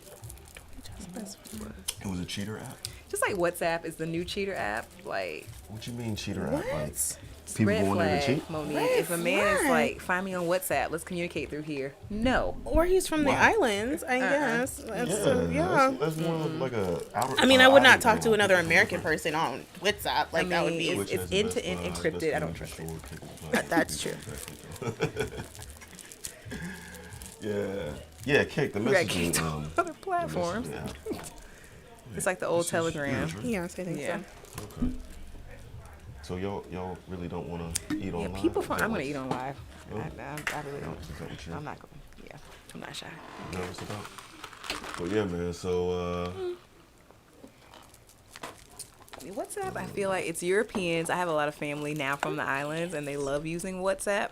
Yeah, it's the thing to use. I'm getting used to the culture. Because Yeah. I felt like when I was in the dating world, the only guys that want to talk on WhatsApp are the ones that want to be able to go in and quickly delete the. Oh, that's a good point. messages. I feel like they were getting the caught disappearing messages. because it's end-to-end encrypted, so it just stays in WhatsApp. I You feel like can that's just how delete it. some people treat Snapchat. like for But- cheating. I wouldn't define it as that, but good for the disappearing factor of the content there. Did y'all not get any sauces? Like you don't believe in sauces? Well, I'm gonna use some of your sauce actually. I was Who said just. that you can use You some don't of my need sauce? all 7 sauces, Kevin. Yes, Let's be I do. reasonable. I didn't get any sauces. I was thinking about it after the fact, but we had gone through so much already with the guy that It's Monique's fault, honestly. Wow. It is. What happened? She tried to give me a pep Bro, talk and listen then to me, reneges on listen. it because that's Let me just what put you the do. food You gonna So Clarice is ordering the food, and we're getting our food. The We waffle didn't fries are know, good from there, you know, what the drink was that you were getting, so she got water. So fine. Bottled water. Bottled water. She ordered, but then she, I guess, texted you. So she was like, okay, I'll get a Coke Zero with mine, and then you respond back, lemonade. So she asked the guy to do lemonade. Now the whole day she has this thing about like not inconveniencing service workers, right? And I agree not to inconvenience service workers, but Yeah. I mean, it's not inconveniencing to do your job, especially if it's just a swap between a water bottle and just a swap, it's not though. nothing to pour the drink and put back the water bottle. But she's like, well, he had to go get his manager, and because he's did. inexperienced, he's a teen and he doesn't know the function of how to do that. It's fine. Like I felt bad. He had to walk away from the counter. Now, Like I didn't want all that. The kicker is, right, so we're adjusting your drink. He comes back and now she's talking about, oh, well, can we switch the Coke Zero to lemonade too? I know, girl. You. I forgot how good the lemonade was. I was like, oh, I could use some lemonade. That's actually not a bad idea. And I was like, no, Clarice, how did I know you was gonna do this? I should have stopped you when you were gonna get the soda because I don't drink. What soda are you drinking like the soda for? I just But I'm wanna like, you sip know, for maybe something I don't know her life, and Coke Zero is just a thing now that she's. Okay, I'm gonna move. I'm gonna push it up. How about that? I move away a little bit. I'm so sorry. I wish I could share. I would totally give you a waffle fry because they're delicious. Yeah, right side is loud. Oh wait, I'm not the right side. I think I'm the right side. No, I'm right to me. Right side, come down. On the mic, just a tiny bit. You told me not to touch anything, so please lower it. Just move. Okay. How many Americans that use WhatsApp? So you here because of photography or catch us up? Right side, come down here a bit. Also, dang, it's making me hungry. You the other right. Yeah, but still no. Okay, he meant Monique. Okay. Everything else is fine. Oh, So she's Monique and I'm Clarice. I don't know if that means anything, but just come down just a little bit here.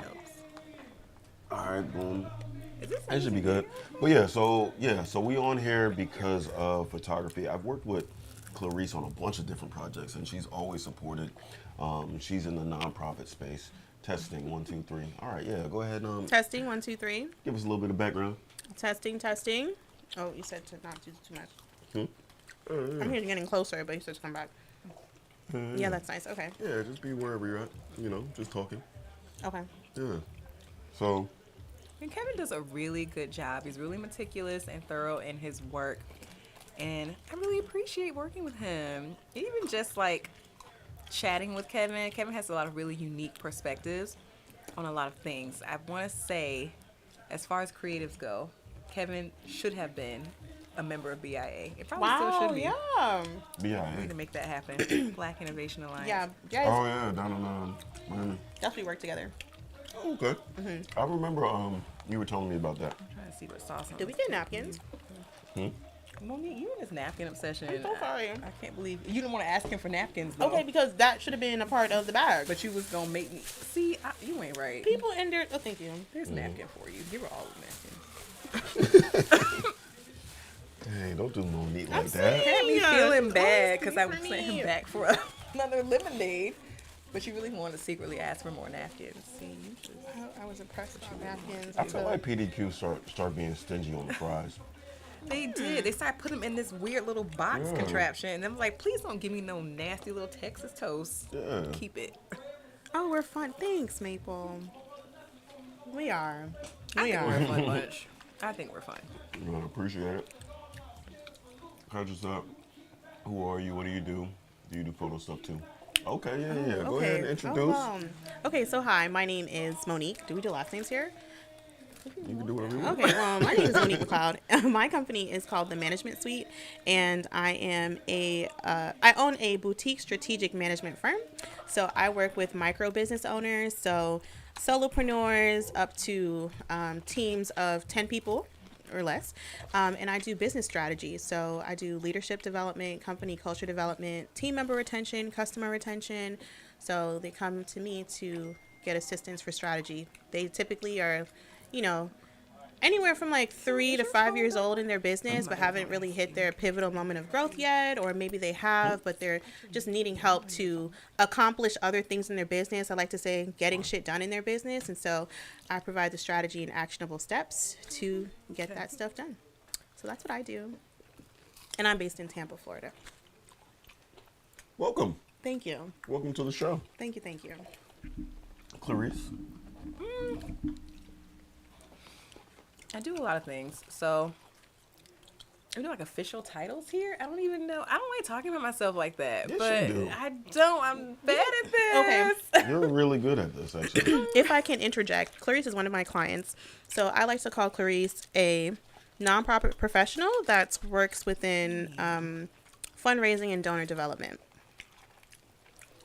That's what she does. I'm thinking about what sauce I want. So I am Dr. Clarice Redding Lewis. I'm trying to get used to saying the doctor part because I worked really hard on that degree, and I feel like Put some respect on your name. I'm gonna be telling nobody about it.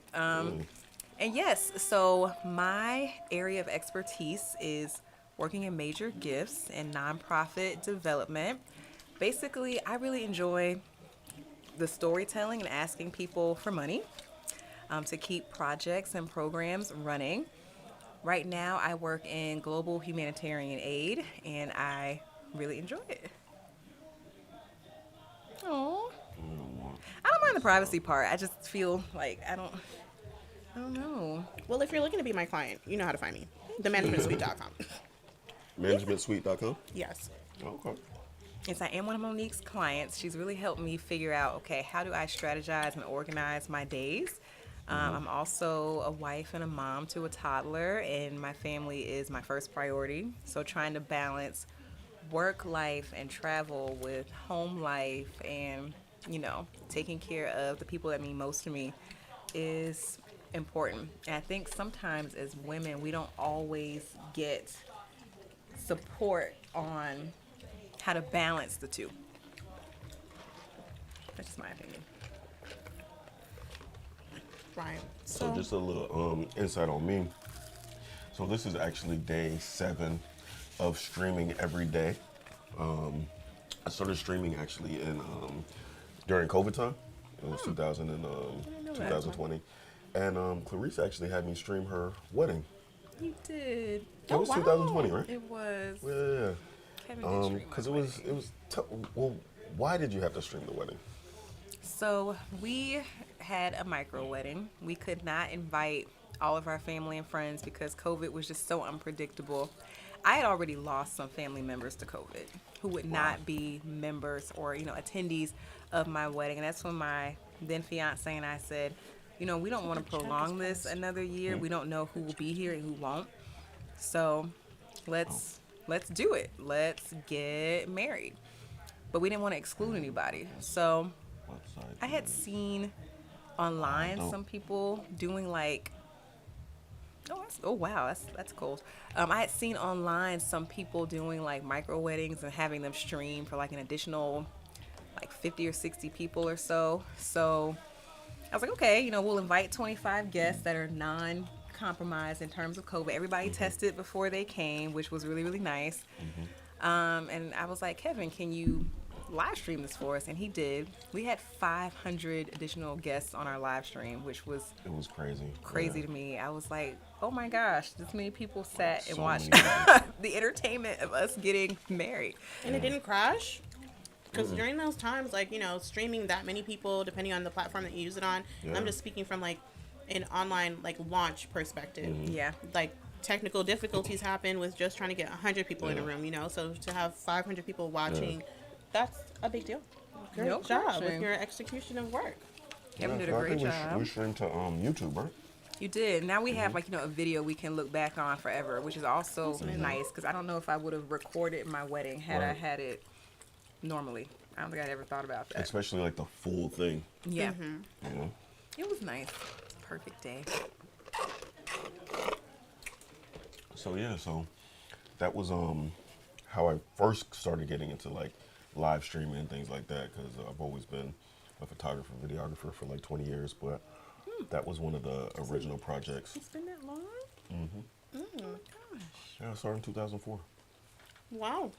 Yeah, my freshman year of college. It's longevity, Kevin. It's longevity. Absolutely. So do you feel like you really perfected your craft at that time? 20 years is a long time to be practicing anything. I think there is no perfect. I love it because every day I'm learning something new. Even like this with live streaming and stuff like that. I'm learning new platforms and everything like that, and that's kind of what keeps me pushing. That's what I'm passionate about, is just learning new equipment, doing new things, meeting people like Maple Glades that can really kind of show me different things with little different things in audio and things like that. So there's so many different moving parts, so many different pieces of equipment, and things change so rapidly that I don't know, you just keep going. But I'm pretty efficient at what I do, I think, when it comes to like lighting and all that kind of stuff. Yeah, But oh yeah, let me remind me. What's your let me add this. Mabel is fine, by the way. Hmm? Oh, in terms of your name. Oh, Mabel. What's your website again? The Management. TheManagement Suite SUIT.com. Check it out. .com. It's not perfect, but it's there. I like the website. Boom. Thank you. ManagementSuite.com. Okay, so we can pin this. And what do you want to pin, Clarice? Nothing. Nothing? I mean, if you need me for something. I feel like from the website, I'm most easily accessible via email, or you can follow my Instagram page. I do business on Instagram at the Management Suite, so I can be found there too. Okay. Oh, Boom. There you go. Thank you. All right, boom. So Kevin, for your stream, what are your goals? What are we trying to achieve in our daily stream? You know, it was like I said on my Facebook post, I was inspired by like Kai Cenat and seeing how he was getting all kind of subscribers and bringing on different celebrity guests and things like that. His little streams are so adorable, like little sleepovers. It's so cute.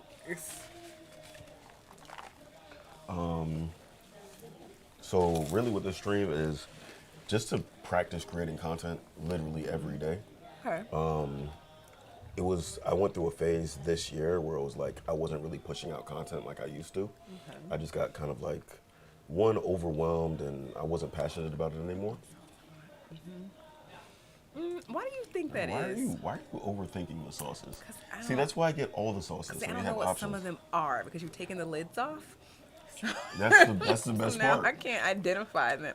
This man has 7 different sauces over here, y'all. I just want you to know I don't know what I'm dipping in. 8. Oh, 8. It's 8 sauces. This should be a game. The mystery sauce game. I don't want to play that. I don't like that. Sauce game in the building. That little Elmo on fire emoji or GIF is literally my favorite one ever in life. I use it for everything. I need to use that. But no, I think that's real, Kevin. Trying to make content every day is a lot. Yeah. It's hard. It's exhausting.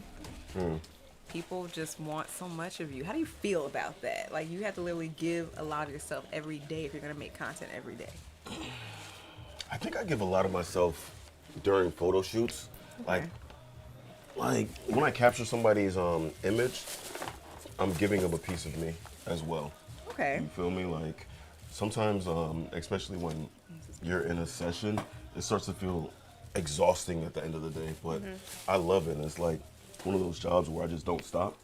But a lot of times people might feel like insecure in front of the camera. Literally everybody was like, "Oh, I'm not photogenic. I hate taking pictures." And it's like, "Yo, I'm good."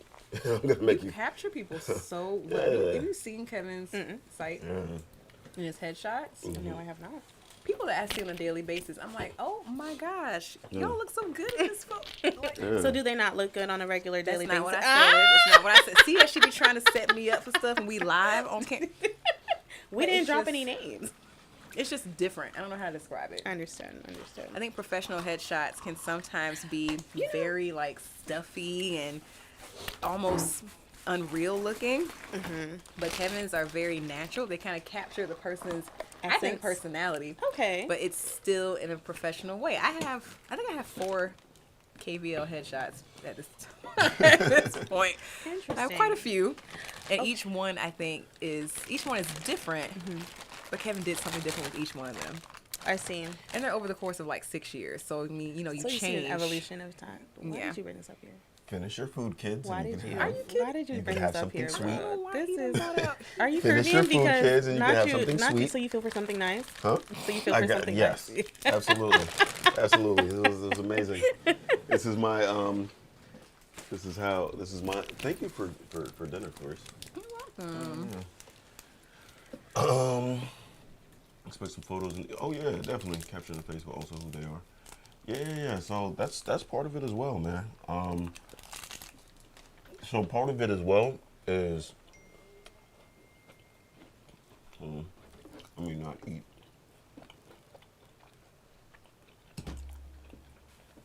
You guys. I will say that while I haven't seen your work as of yet, I do resonate with the, I guess you could say, transformational feeling of seeing your pictures professionally taken. I've had 2 photo shoots done, and I've also did some modeling on the side for some content for a couple of brands with my favorite photographer in Tampa. And, it's like you see yourself in the mirror, you get dressed. I'm confident and happy with the way that I look. But, when you have a photographer that like captures your good side and you're happy with how you are being photographed, I think part of that is just, making sure that you're styled correctly so you're confident in your clothing.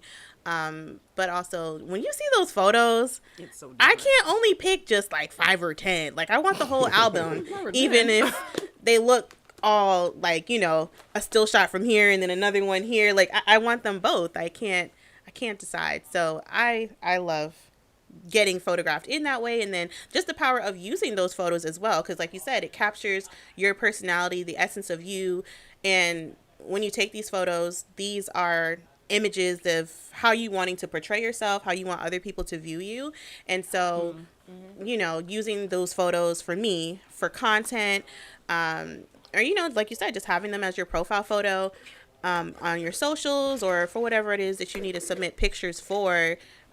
Especially the photo shoot. I just recently did one at the beginning of this year, so not so recent, but at the beginning of this year, and I feel like it was for my personal brand, so Monique McLeod, like me as a professional, but I felt like it truly captured the essence of like where I'm at now professionally, how I view myself, how I would like for other people to view me. And I don't know if anyone else resonates with this, but as an entrepreneur, it's difficult I've been in this teetering space between being an individual professional person in a corporate setting versus who I've evolved to become as an entrepreneur and who and how I'm being. And so trying to bring that person back over here into the corporate space, particularly like on LinkedIn, it feels weird because everything doesn't necessarily mesh and move over well. But like, I feel as though this photo shoot that I did really embodied like, okay, you're really that girl. Like, of all the things that you've done, although your website doesn't, although my website may not say, or when I say website, I mean my LinkedIn profile or my resume, because we all know your resume is only supposed to be 2 pages, so you can't possibly fit everything there. So while I can't fit everything there, you can see my Gmail Flickr image of the photo that I took. Then, oh, she looks like, my thank you emails will have, so it definitely makes you, like, it captures who you really want to show people. And so there we go. I love it for that. I think the right photographer does that. So I will say, when I first met Kevin, this was almost 8 years ago. This is a long time ago. I was skeptical because I normally don't like men taking my picture. I don't like it. I don't like men taking my picture. Wild. I don't like men doing my headshots. I feel like male photographers don't or have not always captured me in ways that I like. Yes, yeah. But, I saw some of Kevin's work and I was like, okay, I like this. Okay, I'm going to give it a chance. So me giving Kevin a chance was hiring him for a major county project that was tied to my profession. I know. Yeah. I was like, well, this goes south. I guess that's my job. But I am confident in him. And everybody's headshot that came out of that was perfect. Like my husband, that was my then boyfriend, now husband, still uses that headshot to this day. It's his favorite one. Amazing. And I personally think that's the best picture that he has ever, like, outside of our maternity pictures. Right. Okay, yeah, that was those were the good. best photo he's ever taken. And so I'm like, okay, this is a man who can be trusted behind the camera. And that's an artistry that I feel like I don't always see that type of professionalism. This is so good. That's just my personal opinion. So again, unfortunately, I haven't been behind your lens. However, I will say there's definitely a difference. Right, I haven't yet. But you definitely see a difference. And I mean, I guess now that I have had my picture taken so many times by professionals, I did go to an event the other day. and like they had a photographer there to capture the event. It was like, you know, an annual meeting or something. We were dressed up because the intention was to take pictures, but it was like an informal meeting, and like the photographer was there taking our pictures, and we were doing headshots and stuff, and I'm like, oh, so is he not going to tell us like how to pose or what's going on? Like, I'm like, not everybody with a camera in hand is really a photographer. They just be taking pictures, because I'm like, so you're not going to tell the lady that she should like angle herself? And like you said, there's people that don't feel confident in front of the camera necessarily, or they just never have taken their picture, especially like formally in that way. So to capture a good headshot and you just snapping away, like the outlet showing in the back on the wall, my like eye half closed, like I just oh father, like a booger in my nose. Like you gotta tell people, you can't just. You should angle your head this way. Like I think that's one of the things I enjoyed working with a professional, in that the helping you position your body for the appropriate posing. Because while it may feel awkward, they always say, while it may feel awkward, like, you know, this looks good on camera. So, you know, you really got to trust the person. But if you're not being advised at all, no, God bless what you're going to get. And then, like, you know, a person can come into a studio or photo shoot and they may have had a horrible day. Kevin doesn't even know this, but the last headshot you took of me in studio, that was like the most frazzled day of my existence. It was like this time last year. And I didn't even want to come. Like Kevin was like, no, we scheduled it. You have to come. I'm like, okay. I had like my kid in the car. I had another person like, okay, just wait here. I'm going to go take a headshot. I had no makeup on. My hair wasn't even like done it was just bad.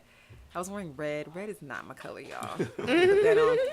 I was like, okay, Kevin, I'm going to take this picture, but I know I'm not going to like it. And it was actually you did such a great job making me feel better when I came in. And it was a great headshot and a good experience. That's what's up, man. That's what's up. So, I think they're wrapping up in the back. Yeah. Yo, good. Hold on. There's a music artist in the back. This is really cool. Right. I've never been on set. Is it a set? Let me not be lame. I don't know what's going on back there, but so I was in somebody's music video here in the back one time in Kevin's studio. So you're a video girl. You see, it be your own friends that just wait till y'all get somewhere in public and then want to just say stuff that's just. Well, you didn't define what video it was, so you know it could have been content. We'll leave it at that. I'm not even sure what the music video is today. I don't know.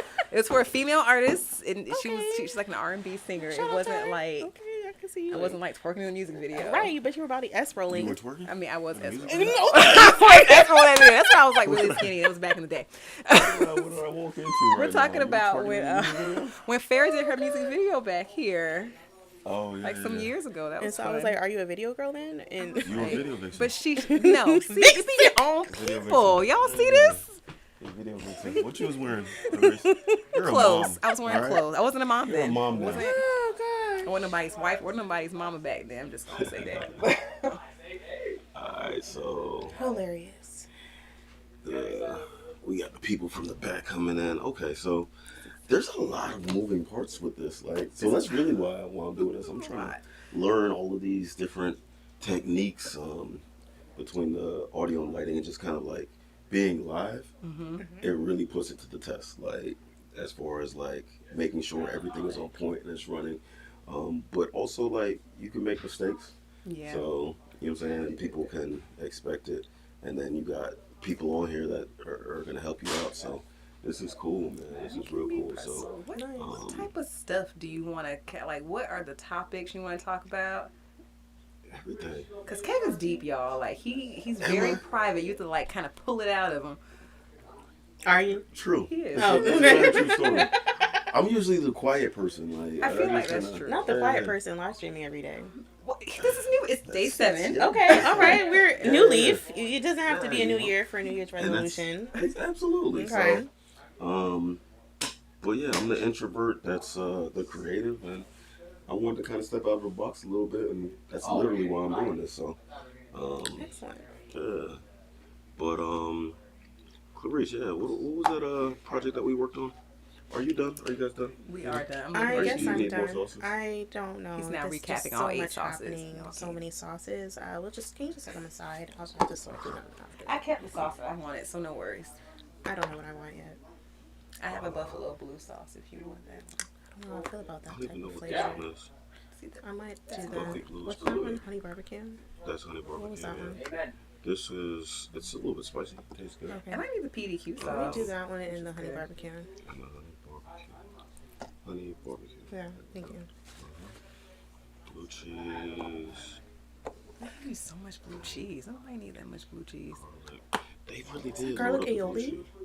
blue cheese. Creamy garlic. Mm. And, I gotta come in the car because I feel like my breath is just kicking today. Just feel it. you know they can still hear you even when you whisper. It's okay. So yeah, man. So we lit right now. So we got our special people in the back. All right. Hello. Hi. Introduce. Dropping Welcome. some Welcome. beats back there. Okay. Yeah. What y'all was working on in the back? You know, making some music. You know, Jay Bravado and Justice. My boy K Naughty over here representing. You know, all glory to God, of course. Praise God. Yeah. All right. Boy Jay Rich making the magic happen with the camera. There's some nice flicks. Yeah. Thanks for coming through, man. How was that studio experience? The studio experience was very good, man. Okay. Very nice place, very well organized. Great setup. Got some props back there. I see. Yeah, Got a lot a couple to little offer things. people. Yeah. So it was wonderful. Did y'all see the throne chair in the back? I don't know if that fit into the Yeah. video, but it's pretty cool. And Great then, spot, all man. kinds If of you guys are other looking to make some music and stuff, this is the place to be at, man. Yes, It's sir, yes, very, very well organized and good people. It's alright. Absolutely. What up, y'all? It's your boy Justice from the Justice League. This song that we did, and thank you for this spot. Rich Nice came through in the last minute and found this spot. I was like, "Did you see it inside?" He's like, "Nah, I just saw it online." I was like, "All right, bet." Very professional, man. The song is called "You Forgot?" It's a remix of a single we got out right now, online stores everywhere, every streaming platform. Justice, You Forgot. It's a video right now on YouTube. If you go to Justice Raps YouTube, the single's on there, and the remix is coming out New Year's Eve. Ooh, So perfect yeah. time So to we got a drop. good buzz going right now, and and it was hard to follow up the original. You know what I'm saying? But we did that, and thanks to K Naughty, Jay Bravado, Rich Nice, and of course we got a dancer back there, phenomenal hip hop dancer that goes by Zoe. That's She dope. she really made the whole video come through. Amazing. Nice. Good work. Awesome. Well, You thank said for Justice Raps? supporting. Yeah. Justice Raps. Oh, IS. JUSTIS. Oh my gosh, I like that spelling. Thank you. And what's your name? I'm Clarice. Clarice? Yes. I'm Monique. That's my grandmother's name. I'm 55. We actually cousins. Let me just look at the Hospitality and warm welcoming. Yes, no I problem. bet. Yeah, I'm subscribed, man. So we Thank you. I Will appreciate come back it. and patronize KBO Media Absolutely. Studios in the future. Absolutely. And please subscribe to Nice Flicks too. Nice Flicks. I got you. CEFLIX. The same thing on Insta. NY There, NYC. CE FLIX. FLIX. Do documentaries, short films, music videos. Got a whole load of media out there. This is Okay, yeah. You've been to one of these before? Bet. Cool. Yeah, man. Check me out. I'm streaming every day for the rest of the year. This is my first time doing it, so you can catch it on YouTube as well. I can't get media. Beautiful. Yeah. So, Appreciate it. subscribe, man. Stuff. Very nice branding. I appreciate you guys. Appreciate it. Yeah, So man. what's your name? Kevin. Kevin? Yeah. Nice to meet you, man. Thank you for everything, Yeah, man. of course, Appreciate of course. you, man. Kevin. Good to meet you guys. Nice Yeah. to meet you, man. Of course. Monique. Yes, sir. Nice to meet you. Thank you, Jay Bravado, Clarice. Clarice, thank you so much. It's a pleasure. Thank you so much. And Monique, thank you so much. Nice to meet you. So I'm sorry, you said you were a Christian rapper? Yeah. Yes. Okay, well, if I could, I would ask you to check out the brand. Be Still and Know. My friend, she has a Christian-based apparel line. Mies & Co. MIES. And Co. I wish I had all things, but yeah, she sells this shirt and she has some other stuff. Be Still and Know. It's a I love it. scripture that means a lot to her. Can I take a picture? Yes, sure. She'd be so happy. And then I could send you the. We do everything. My whole chat. I'm also an author. I got a book called Spiritual Laziness. I write plays too. That sounds familiar. The book He does. I'm online. We got a strong presence online on Facebook and TikTok. But I'm trying to build my YouTube page because I neglected it for years. So now I'm trying to build that up. Okay. But yeah, we do everything we do is glorifies God. Amen. You know what I'm saying? So it's like too much. There's already enough negativity, so we promote positivity and give glory to God through the word as well. Amazing. So yeah, man, I've been doing this for like 15 years. Awesome. So yeah, I've been touring all around the nation, and I've been working with Rich for probably that long. I was in a group called Inner Light for 13 years, and then now I started my own solo career, and so building the channel, but it's still all love. We got a lot of connections, but working with a lot of whole new people, and we got a strong community. You know what I'm saying? So we promote positivity, but it's still hard because the testimonies. Mm-hmm. You know, people don't sleep on the testimonies. Testimonies Right. is hard, man. especially the last 2 years. Yeah. That's our phenomenal. That's Zoe. Let's give it up to Zoe, man. Phenomenal job. Phenomenal job with the video. This is the beautiful Zoe. Yeah. Featured in the My name video. is Zoe. I've just graduated from a media school. Very cool. Yeah, so I do a lot of things. I do radio host, and DJing. I dance, video, audio. So that's why when I came in, I saw this studio. I'm like, it's even a very nice one. Yay! Yeah. We love a She's right as shit. she is. Yes. Amazing. Beautiful. Very cool. Thank you so much. Very nice to meet you. If we don't see y'all, Happy New Year. We'll definitely promote you and we'll follow you guys too. And we got a lot more stuff to do. So now we got some places to come. All right. God bless. God bless. Thank you guys. God bless. Happy New Year's. Happy New Year's. Happy New Happy Year. New Year's. Take care. Take care, guys. All right, Thank you. You just made some new friends. Love it. I am so upset I forgot my friend's her website. We can post it in there. The thing, I need to find it though. I don't remember how to spell it. When the video drop, I'll send it to y'all. Oh, perfect. Yeah, Yes. I'll give y'all the premiere before we. Okay, Okay. Listen. Perfect. Thank Okay, you. cool. Yeah, All right, yeah, so I'll have drop a it on good the one. screen You too. too. All right. So that's what you do here, huh? Pretty much. Awesome. So it's a little sneak peek into the studio life. Is really. Bless you. Excuse me. Do you need a pat on the back? Are you alright? I don't know what that Arms was. up, I arms think I up. might be dying. Not while we're here. Oh God. What do you mean not while you're here? Arms up. It's a good thing. She's a mother here. I ain't got no kids, but. All right, appreciate it. Wow. Thank you. Oh my God. Shout out and then. Oh, is some water?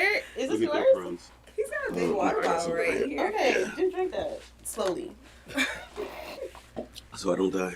Please. I love your concern. I appreciate in it. there. Yeah. Yes. So motherly. Thanks. Thank you. It's a dream. Yeah. The Dream. babies love her. A dream. Wow, this is going far. Well, this is going more It personal. is. You thought you were coming on here to be I to saying talk business, huh? right. Well, but our conversations do go all They different do. places. So. Like Kevin's my cousin now. It's just it is what it is. Okay, Good gotcha. facts. We're family. That's it. Well, we're family, so Yeah, I've decided. lovely. We are family. It's true. So are you gonna? Oh, are you it's gonna Justice, jump down into your personal life and- Oh, is that what we're gonna do? My Is dreams. this where we're going with it? Oh my gosh. Whoa. I just want to be a fly on the wall and run my Listen, business and be one thing I married. can do is sell my friends very well. Ah, Not yes. sell them like monetary, but you know what I mean. Right. Yes. I can talk promote about them. Clarice and then she talks about us. That's so unique. I can do this. It's always fun. We got somebody that gets it. Shout out and then their name. Okay, so that's the thing. I don't know if they have a Twitch account though. I guess they're YouTube. How do you So I spell thought the Twitch was name? only for gamers. This is so Different new to me versions that of you could do this. Okay, yeah. Let me Drop their Guys, I wonder Wait. how my friend YouTube handles. You can This is shout out accounts intrusive, like but that can if I they have use your Twitch. phone? Do you have Instagram? Yeah. Okay, I'm trying to find my friend's page. You can be in Kevin's next colorism photo shoot, which he's going to talk about. What is that? Oh yeah, tell us about that, Well, it's on his please. background if you want to see some of the images. Don't go scrolling around. Don't scroll around. Oh, you in the phone? Oh, absolutely not. I can't do that. That's not right. Don't do. That's what we don't do. Okay, guys. Very much intrusive.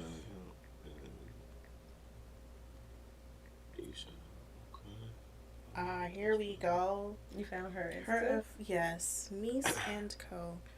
Oh, Struggling so hard. Okay, well, I can order some shirts. Therefore, well, I'm gonna send it from his account then. Oh, okay, that's fine. Nice Flicks. Okay, so Nice Flicks was on. Share to. At Nice Flicks was the videographer. Send. And then, what was it? Justice? Justis though. Justice Raps. You know Justice Cousins, the financial guy? He spells his name the same way. I always thought that was unique. Justice? Okay, Justice so Raps. you technically Nice messaged Flicks. Clarice. Huh. And I'm just gonna give her a follow from your page here, and I'm gonna return your device. Feels very intrusive. Very. Oh, well. You might as well follow me this week too while you're... Well, if you would prefer. Can do that. Can do that as You well. got the phone. You might as well take advantage of this I opportunity. just don't like taking advantage of people's devices. This is. He gave it to you. This is Are true. you, The trust level is so are you strapped to my YouTube channel? Where's your phone? Am I? Where's your phone? in the car. Why did you guys leave your phones in the Well, car? I accidentally left it in the car. I didn't realize I was looking in my purse, couldn't find it, and the people were here. The moment was the There's a lot moment. going on. Yeah, so you know, right. So hence why we're going through such extremes here to do all this. So the business page. I think I only follow Gracie's Corner. What is Gracie's Corner? You never for the kids. I'm gonna play some songs for you when we No, done. I'm good. No, I am though. No, I appreciate that. I Thank need you to know. Yeah, no. Yeah, You said it's for the kids? Yeah. It's like this. It's like a hip hop remix. Follow of a back. bunch Oh, of, so I already follow you. do you? I do. It says follow back. Oh. That's Well, interesting. follow back. That's so interesting. How did I am now know to follow you? Did I tell you about Kevin in the past? Maybe. I think when you were talking about your photo shoot months and months prior, I was like, "Oh, I know someone." Okay, potentially. I think I sent you his information. I'm Well, always geez. promoting my friends. But then, That's yeah, what I but do. see, but I'm on the other coast, or Yeah, I think you were like, Yeah, "I'm not I'm driving far. over there." I'm like, "He might drive to you." I don't know. I can't be offering people. Okay. Oh yeah, I think you did say something about like you knew Somebody in Tampa. Yeah, somebody tried to- That was me. I was asking if I would go up there. That was me. So what else is good, guys? We were talking about diving into you and Monique's personal lives. So. Wow. That's what we were talking about? It was you. That's crazy. It wasn't me. It was no. I feel like it was also you though. Like I don't feel like it was. Well, you have your studio space here, Trying to get right? out of this. Yes. Tell us more about that. So you see, are you rentals? I don't know what's all going on back there. So tell You us know more. what? I should probably give everybody a sneak peek of what's going on. You back there, probably but should. I don't know. It's great There's a content. lot of moving parts. to Definitely try to is. figure Maybe out. for another time. Yeah, not Maybe another time. You don't have to tune in next time. Next Yeah. time, right? And then 'Cause look I out got for the the other real. camera here, but Mhm. no, I need to have like a wireless monitor adapter or something like that, so I can do a moving cam. Oh my gosh, this little We figure that out. throne chair is Little throne chair. Yeah. But yeah, so so I've been in this studio space for 6.5 years. Okay. So April 1st, actually April Fool's Day, will make 7 years. Nice. But when I first moved back here, back home, I was looking everywhere for studio spaces, and they were either in all the way down south in Fort Lauderdale or Miami, and then I seen a couple here, but the pricing was ridiculous. So it was really cost prohibitive to even be able to rent out a photo studio, you know. So I was working in different co-working spaces, like I would use their conference rooms and stuff like that. And then finally I found this spot. And So it was already set up, or you created this? funny story is I actually had moved into the unit right next door. Okay. And it was an old motorcycle shop. And there was grease stains everywhere. The That's why the bathroom was all garage crazy. thing is in the back. So there's a Okay. garage thing, yeah. And it looked crazy. And then I was walking out, and I ran into a photographer that I had met like a year ago, and he was like, "Yo, Kev, what are you doing here?" I told him, I was like, "Yo, I'm opening up a studio." He's like, "I'm getting out of the photography business, and come check it out." And it was literally like April 3rd or something like that. And I walked over. I was like, "Wow, this is all set up. Like the floors were done." Like it was clean. Like they had the psych wall built in the back, which is that white, the white wall in the back, and like the bathroom, everything was like newly renovated, drop down ceilings and everything like that. Because all of these are like a shell when you come in. And like I said, the other one was a motorcycle garage, so it looked crazy. But I was excited for it. I mean, it was my first own studio. You know, I had one in Orlando, but this was my first one. Yeah. So you were in Orlando before? Oh, okay. Yeah, I was in Orlando for like 13 years. Wow. Yeah, I went to college up there and stayed. So you went to UCF? Okay, I went to USF. Okay. Boo. Let's not do this here. Sorry, we just met. Like, be easy. Actually unfortunate, and I'm sorry to have you on the stream. Now that I know I'm saying, like, she went to I USF. thought that I was a college educated. We were fortunate enough to have degrees. The animosity already. But no, UCF, USF, like there's that I-4 corridor. Yeah. Rival schools, so but it's all good though. Are you an AKA as well? I am not. I am not affiliated with Greek Life. You are a GDI, aren't you? What is a GDI? Don't even worry about it. Clarice, don't tell them. So what are you? Are you Greek? Huh? Are you? I'm a Sigma. Yeah. Oh, okay, gotcha. I have friends that are Sigmas. Oh, yeah, that's good. I do. Some of my I'm best friends are being nice to you Sigmas. again. You're too nice. I Like, am. I'm lovely. I gotta treat you better. Thank you. Thank you. Thank you.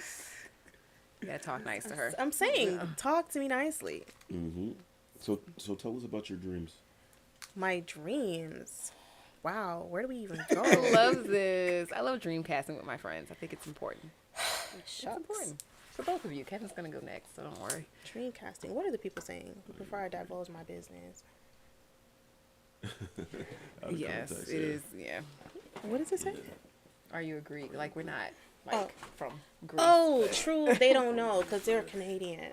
But even still, they have those up Canada. there. That's true. Greek Sorry, life. guys. I didn't mean to class you like that. Very rude of you, I actually. know, so bright. So yeah, dreams. I really want my business to be my bread and butter. That's the dream. That's the ideal situation until my husband comes and saves me from working. Period. There we are. Okay. Said you want your husband to Save you from working. Save me from working. I'll still work. Don't get me wrong. It's not hard. I'll just be working in the house, you know, and I'll be lovely and provided for and provide the lovely experience that I talk to him nicely, and that's what he enjoys about me, and you know, and work at home and run my business. And so, really and truly, I started my business now. I actually had a business coach, and she was a mom, and she was teaching other moms how to, like, you know, have their business and work from home so that they can spend time with their children, etc. And I don't have children, so I figured, wow, if I could master this from now, then by the time it's my time to do all those things, if those things are in the cards for me, then I will be able to have my business, and or at least if I don't have it anymore, right, have been able to say that I did it, hopefully have been profitable and have the profits from it, and can go on to the next venture with my significant other. I like that. And, you know, hopefully collaboratively, we can retire him from actually like working, so we can just be at home chilling and making money and doing whatever we want to do. And live happily ever after. Precisely. It's fine. Precisely. Y'all can argue over comforter sets. And Precisely. what You know, color little want. things like that. Things like that. Little things like that. No real arguments. I'm not an arguer, you know? I don't like to be mean or Buy ugly. something, he gonna make you take it back because he don't like how it looks. Okay, dear, whatever you'd like. Because I didn't buy it anyway. You did. That's the right attitude. I'm trying to embrace that. Yeah. It's like, you know what? I don't know why I care so much about Whatever, this. dear. I'm just You know, gonna go sleep. you on can it. It have doesn't matter. these sheets for this quarter. Quarter. I'm not buying new sheets every quarter now. We're not buying new sheets every quarter. However, you're going to be able to sleep in them until you get tired of them, and then it'll be my time to change. It's all a metaphor. It's all about for marriage. compromise. Not compromise. I don't like that word. I feel like in a compromise, somebody always loses. I feel like that's a connotation. No, I feel like that's a connotation about compromise. It's got to be a collaboration. We both need to win in the situation. Okay. There's got to be a win. So even back to the idea of buying a comforter set for your bed. Okay, a compromise would be me saying, I hate this comforter set, but you love it, so we're going to get it. The collaboration would be, you know what, it's not a color that I prefer, but it's the texture and softness that I prefer. So we both win in this. You get the color you like, I get the texture that I like. I do see that as a form of compromise, but however, I see what you're saying is definitely more at a forefront collaborative effort versus, somebody just kind of being canceled out in their preference. For sure. I think that goes for business too. Like even when you have a business partner. Mm-hmm. Correct. There's got to be some collaboration. It can't always be a yielding of wills all the time. Absolutely not. We got to have some type of shared vision on something. Mm-hmm. And the trust. The trust needs to be there as well. In an instance like this, one significant other could say, you know what, dear, I don't really care for this, but I don't really have a preference. I don't know what I like. So I'm going to trust you in your decision. And that's fair. For what it is. And then provide feedback. I really don't think I like this. Maybe can we look at something else next time? Absolutely, dear. Or to say, I don't care. You pick whatever. Right. I mean, that's probably also a preferred answer in some situations. But, we're just working with the person who he thinks he is right now. It's like when they ask you 8 times. Right. Yeah, I like this. Switch up. This is kind of cool. Don't put me up there on camera, though. Don't do it. Don't do a close-up review. Sorry. No. Oh, but okay, and that transition was nice. Yeah, I'm trying to connect this one, but I'm having technical difficulties. I wish I had this set up when I did my little collab the other month or two. What are the people saying? Do it again. We can't even see what they're twitching. Oh, I can see it. I'm trying to That's figure hilarious. out why my other one, because I got a 3-camera setup. Pull up chat. Can you pull up the chat, talk please? to them. Yes, we'd like to see what they're saying. I can't see it over here. Oh, just make the screen bigger. Pull up the chat. No, meaning you had it bigger before, so I could read it. Yeah. It's the emoji. Stream Deck can help with that. Funny story indeed. Oh yeah, I need I don't know what all this means. I need one of those stream decks because I got a bunch of little capture cards, but I don't know. We don't know what those terms mean. So. Oh yeah, if you could just bring it down a smidge. Like, is a Stream Deck something like additional equipment, or is it something? Just bring the screen. Yeah. Screen down. Yes, perfect. Thank you. All right, boom. Okay. Now just a big open window of your own. Oh, okay. Zoom your own chat and zoom in on Chrome or something. Oh, he has a Mac, y'all. I don't know if he had them capabilities. Just make sure you're not playing. Oh, I see. So maybe on a different. Oh, so they're saying take your Mac and then pull it up, but turn off the audio so that we can read it closer. I think is what Maple is saying. But you're mirroring or what is projecting? No. I feel like Maple is a pro, and we need help. Definitely a pro. Oh, there we go. That's how I was able to see it before. Oh, you can't. I could read it from there. I mean, I can. Read both. Oh, but we're 2 different platforms, Twitch and YouTube. So Maple's commenting on both, or? Yeah, he's commenting on. Yeah, they're both Twitch. One is the dashboard. Oh, so we're live streaming on Twitch, and then it's casting to okay. YouTube. Yeah. So I think that there should be a chat window on this interview chat. Camera effects, camera switcher.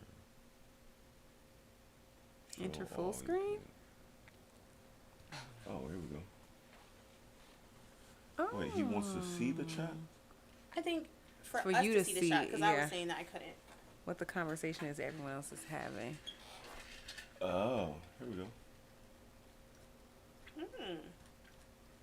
Oh, it's other people too. Okay. Yeah, so many people came in. Are you Greek? Oh, okay. See, they were actually talking to us. Oh, see, I could see that, but I think you're at an angle where you can't see that. They want to speak to us. They like us. Talk to them. Stream Deck on OBS. Okay, so where are we at? So that's Monique's goal. I gave my perspective. Monique's goal, dream. Kevin, do you living dream? happy. Living happy. I don't actually dream. Oh, and actually, I'd like to move to Jamaica as well. Really? And live a half off, half 50-50 life.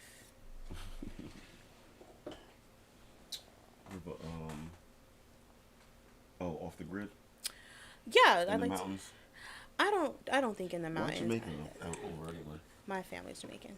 Oh. So Jamaican culture in my family extension is important to me. Yeah. What city you want to move to?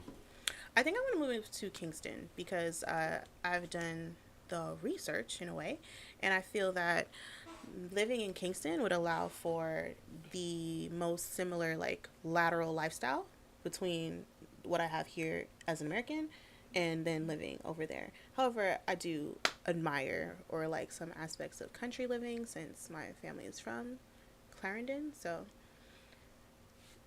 some of that's nostalgic for me. But like for lateral lifestyle movement in terms of restaurants, lifestyle like things comparable to the life I live in the US, Kingston is probably where I really need to be.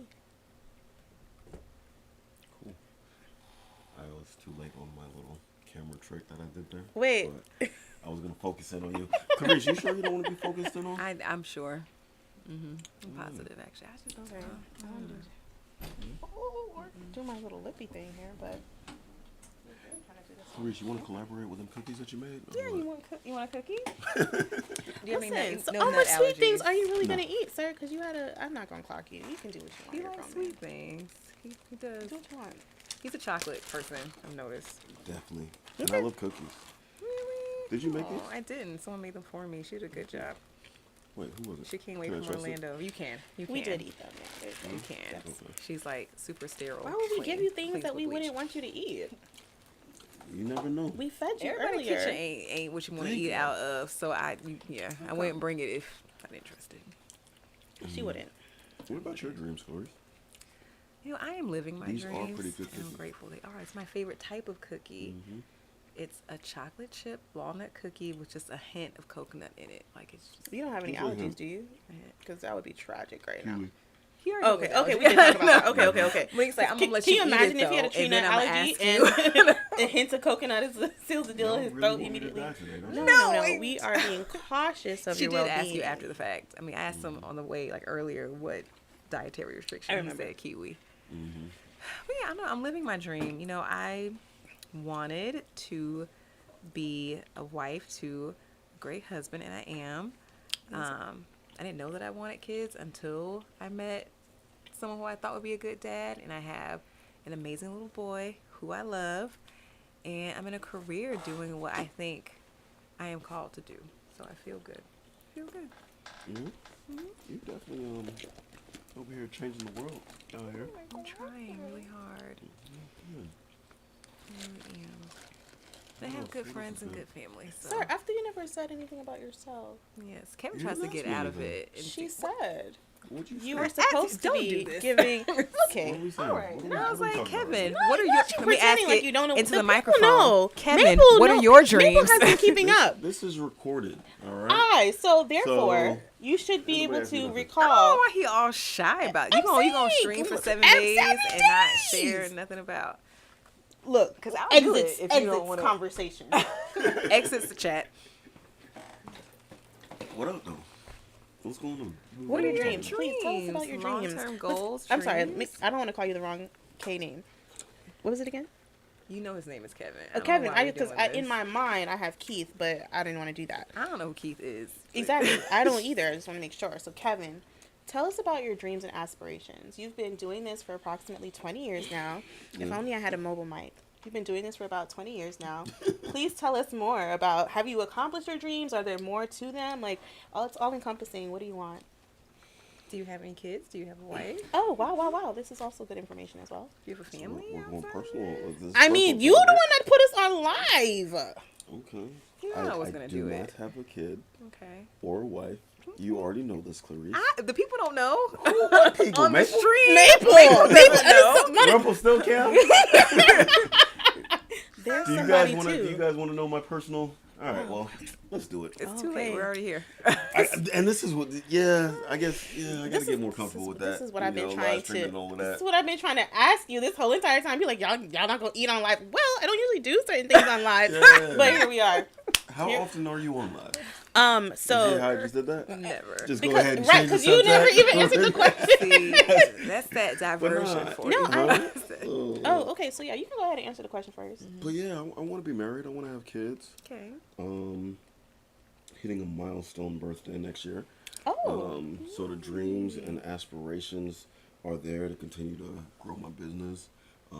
Open up studios all over the world would be cool, like content creation studios. Interesting. I've done a lot of traveling and I've been to a lot of really amazing places. So, giving me a reason. And there's amazing people all over the world. So, I think content creation, streaming, everything like that is the future, especially for business owners.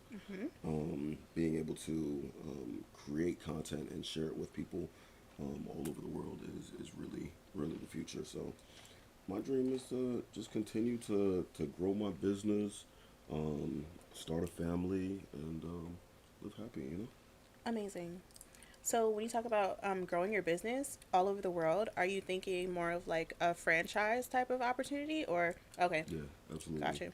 So doing something similar that I have here, Uh-huh. and just kind of tweaking it a little bit. So we first opened a studio in 2007 in Orlando, and that was a barbershop / photo studio. So What part? in Altamont Springs.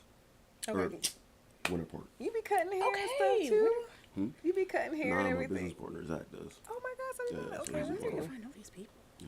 I've been doing business in Orlando as of recently, but it Yeah. seems like people in Orlando have always been in Orlando, or like I haven't like met It's true. new people that have been in Orlando or new people in Orlando. Usually it's like okay, I left Orlando, but people that have been there kind of do stuff there. And I have a client out there, so interesting. Are you familiar with RTW Studios?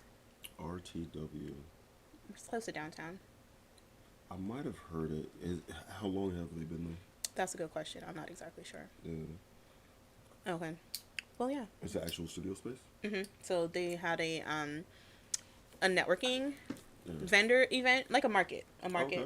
So my client, she does Market in the Cut, and so they were hosting the event at their studio space. So they had, I guess, like a front room like this, just a little bit bigger, but then in their back room, when you go into the back, I'm gonna call it similar to a warehouse style. That may sound more grandeur than it was, but they have different stations of different setups for different things. And so like my setup was like in their Christmas background setup for my table. So yeah. And that's really what I would want, like, is a huge warehouse with different setups and things like that, which would be a really cool studio. So that's part of the dreams of studio life. But yeah.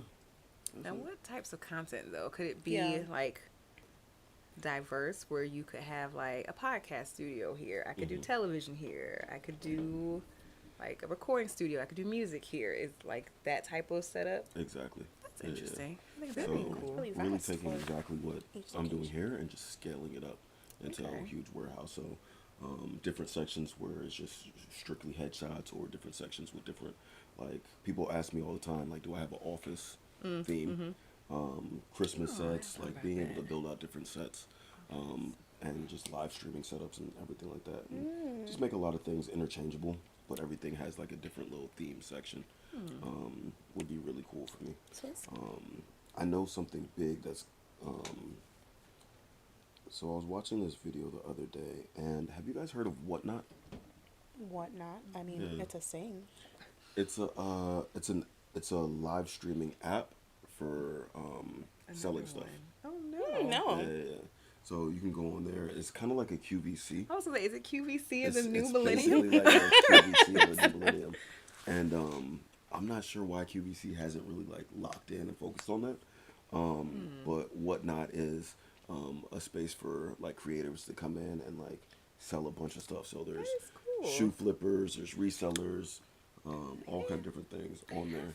And I think that TikTok has a TikTok shop. They do now. Yeah, They do have a TikTok TikTok shop. shop. Yeah. And I think that is going to be a huge market as well. So just being able to stay ahead of the different trends and things like that is kind of what I'm passionate about and where I see myself in the future, being able to execute on a lot of the latest trends. So even having a studio space to where people can bring in like their clothes that they sell, like the last kid, not the first rental of today, he had a apparel company. So he makes apparel, t-shirts, and stuff like that. So even having somebody like that come on and jump on and then live stream would be really cool. That would be cool. Was it yet where you are now? Yeah, that's a really good idea. Definitely want to start doing a lot more content creation. I think just talking about what it's like to get a camera, how to learn how to use it, do the lighting, and like how to grow into somebody that can have like the overhead and sustain an overhead or have your own studio space. That's important. But it was a long journey, man. Like I said, 20 years. When I first moved back to Palm Beach, I was in a co-working space, Palm Beach Tech, downtown. Yes. You were. You know, what you're saying to me sounds like a content creator co-working space. Like, so, you know, the typical co-working space with office spaces and things like that, but that sounds like that's what this would be, but more intentionally for the craft. Yeah. So that was the vision, and that's why I rent out the space. But I really want to have like a huge space to where there's different desks and things like that. So it has the studios and stuff like that, but really making the community kind of come together.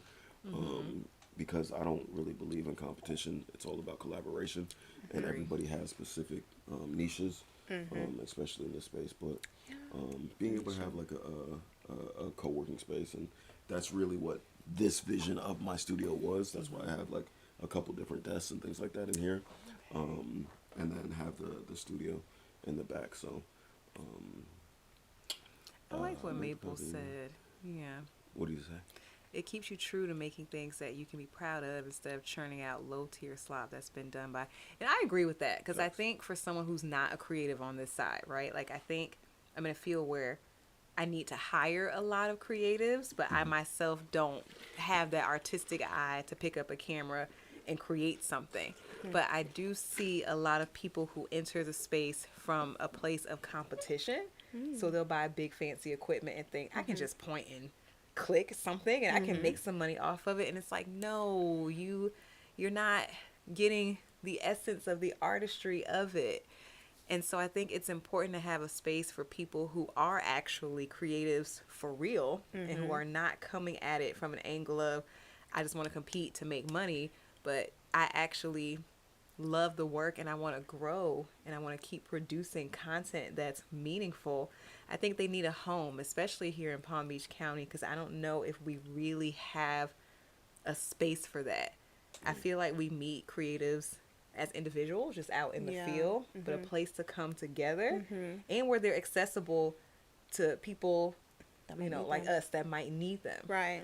Because I have to call somebody and say, do you know somebody that does da-da-da-da? But if I could just go someplace where I know they'll be and I can see their artistry, you know. Who specializes in this, who specializes in that. Right. Because otherwise, the only other alternative would be, like you said, traditional co-working spaces and just kind of getting an idea, because not all the time that information is readily available. Like, who are the members of the co-working space? A lot of media groups and marketing agencies will work out of there, but not necessarily make content out of there, or at least not make the content that they create for their clients from that space. It's probably usually going out more. So to have a true content creation co-working space where not only can they work and do admin stuff out of the space, but also bring their clients in to have the space without, you know, all of the overhead costs of a warehouse. You're a genius. So actually, it was about 8 years ago. I was in California, and I went to Paramount Studios. Oh my gosh, that's been an experience. It was an experience. Cool. It was an experience. So I went there and I saw it. And I was like, yeah, this is what I want. This is exactly what I want. And then a couple years after that, that's when I found this space, and I started, like, as I came and I walked. I don't know if you guys have been to the back, but there's like these huge, like 20 foot high buildings. Mhm. The same like square footage. I think this is about 800 square feet. Okay. So it's the same square footage in the back, but they're just really high ceilings. And when I saw it and they were just all lined up, I was like, yeah, this is reminds me of giving. Paramount Studios. Yeah, Like, wow. just imagine having like a studio Mhm. lot like this, where each one of these offices is a different creative, Different thing. whether they're graphic Yeah. designer or whatever, and they're all these little mini studios lined up. So That's the nice. grand vision is to have a lot that almost replicates this, Mhm. but it's strictly for like creatives. So even the lady on the end, she has a screen printing company, so Mhm. she does Oh, is screen it? printing. We know her. It's, Jerry. Yes. Yeah. Who I know her from? She You probably know did some work. everybody, girl. I remember you had asked me a while about like T-shirts for. I think it was yeah. I told you about Jerry next door. But that's always been the vision, and like for a while I was kind of a nomad, so I would go to different co-working spaces. So after I left Orlando, I did a lot of traveling. So I went to different co-working spaces like in New York, Atlanta, California. I was in Silicon Valley, LA, for a little bit, and even in different places in different countries, I would go to these co-working spaces, and you realize how easy it is to meet people and get inspired and see what things people are working on. Yeah. So I want to be able to provide that as a creative space for other people as well. I think so that's necessary, too. Yeah, I was gonna say that. I feel like, I don't know, as someone who grew up around a lot of performing arts, I found it really almost kind of sad that after we got to a certain age, that artistry just kind of dies inside because you don't have a home for it anymore. So I went to a performing arts mill in high school, and it just felt like, these are my people. This is my space. I can come here and do anything, and I can try all the things, and you felt at home. But after you graduate and you leave that space, it's like, okay, now what do we all do? Like, some people stuck with their art area and they found another community, but a lot of us didn't or couldn't, or we couldn't afford to keep pursuing what our art area or our passion area was. Right. So I think it's so important for us to have those spaces here as adults, you know, as we progress, even if we don't choose it as a career. Yeah, Maple it relates. is. Maple, you Yeah. can relate. It is the wild, wild west. And not everybody sees what you do as art or can comprehend it. If you don't make a lot of money from it, sometimes Right. people don't see the value in it. But a true artist sometimes just creates art for art's sake. It doesn't have to be lucrative. And that's what I had to revisit is rather than approaching photography as business, I need to get that passion back of just kind of creating just for the sake of creating, just practicing my art form. And live streaming, this is kind of one of those things where it's like, let me step out of the comfort zone. I'm not sure how it's gonna generate business, and really and truly I don't care, but that's been one of the things I want to practice is, because I'm so quiet, is just practice talking. Literally. Girls. I mean, I don't So know. that's why I appreciate having you guys here, because it's like, all right, Can you imagine? you You get me just talking. putting and just quietly. That streaming is so good for solidifying your technical know-how and problem-solving skills. Excellent. I would say, to add to what Clarissa said, I wouldn't classify myself as a creative, but as an entrepreneur, I started my business I started my business in 2020, and that was during the pandemic. And you know, there was a lot of, I like to do ideation and strategy development, and trying to figure out what it was that I was going to do, or, you know, I was working as an online business manager, but I'm trying to determine, like, okay, so what is my company? What do I want to be known for outside of just working as a contractor in someone else's organization? And, you know, you come up with your ideas, but I always said, like, you know, it's just me and my ideas in these four walls. And so there isn't much of a validation, or you don't even know if it's a good idea, or if people, and I mean, okay, God gave me the idea. So it's not that I'm doubting it's a good idea. However, the validation that one would seek to know that, okay, yeah, this is helpful for someone, or this is going in the right direction. I didn't receive that until I joined a women's entrepreneurs group. And when we would go to mixers, like, honestly, that's where I got a lot of my confirmation from. I would go to events, they started having in-person events, and I would they're like, oh, so what do you do? And I'm like, okay, gosh, I got to get used to talking about myself and putting the shit together that I came up with, and trying to figure out how to, like, speak on it. And so I would would say it, and I was like, does that make sense to you guys? And they're like, yeah, that's a really good idea. I see how it could be helpful, because I'm on the back end doing the research, making sure it does make sense. How can I position this and have it be helpful for whomever?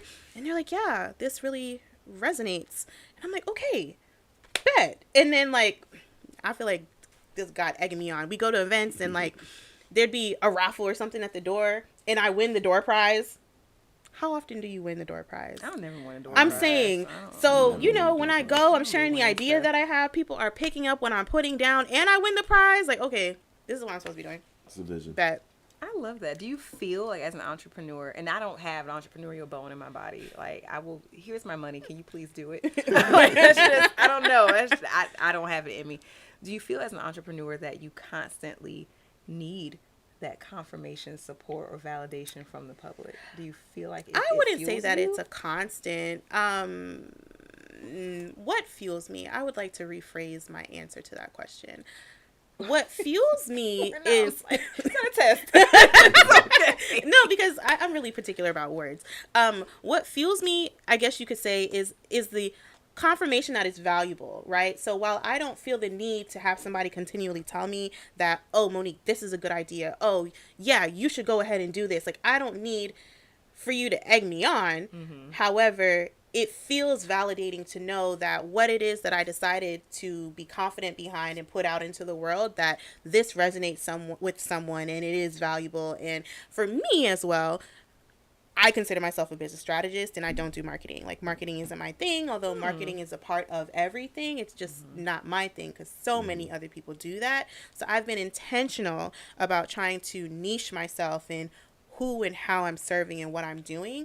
And so with that said, to know that I've been so intentional about niching and talking to a particular type of person, and for the people to tell me like, yeah, this makes sense. I haven't seen this before. Like, that shit really gets me. I'm like, thank you so much, because Are we about to have an Oprah moment? Are we about to cry on camera? Is that what this is? it just really like makes me feel so good inside. So I don't need to be egged on, but for you to tell me that my stuff resonates with you, like, I know I did the right thing. I know I'm believing in the right thing. I know that, because it's not as though the things that I'm wanting to do are coming from other people, right? These are solutions, let's say, that I have developed from my own experience, that I feel like it would be helpful because I'm not seeing what I think is needed stemming from my own experience. And so, when you make something out of nothing to fulfill a problem that maybe not a lot of people have even been able to articulate as an issue, that's what I wanted to get like to. that, Yes. that does it for me.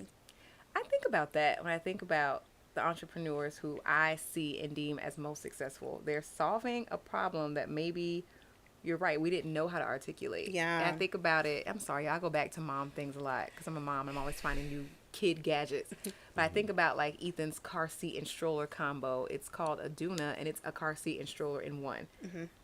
I would not have known that I needed that. Like, I didn't know, when we were shopping around, I thought I would have to buy a car seat and then a stroller, and I'm like, it's Florida, it's gonna rain. I guess I'm just gonna get wet. I don't know what, I didn't know there was another option. And that is a multi-million-dollar company, and they're actually, I think they're a Dutch company, but they have like a headquarters in Coral Springs or something. They're somewhere close in Florida. And I'm thinking, this is so smart. I know there are so many women who would have really appreciated this. And I don't know if anybody asked this person if this was a need, but they felt confident in saying, you know what? I think this is a solution that makes sense to me. I'm going to make it, market it, and like it's a huge thing. So I think the most successful entrepreneurs are people who say, I see a need or I see a hole in the market, and I'm just going to go for it and do it.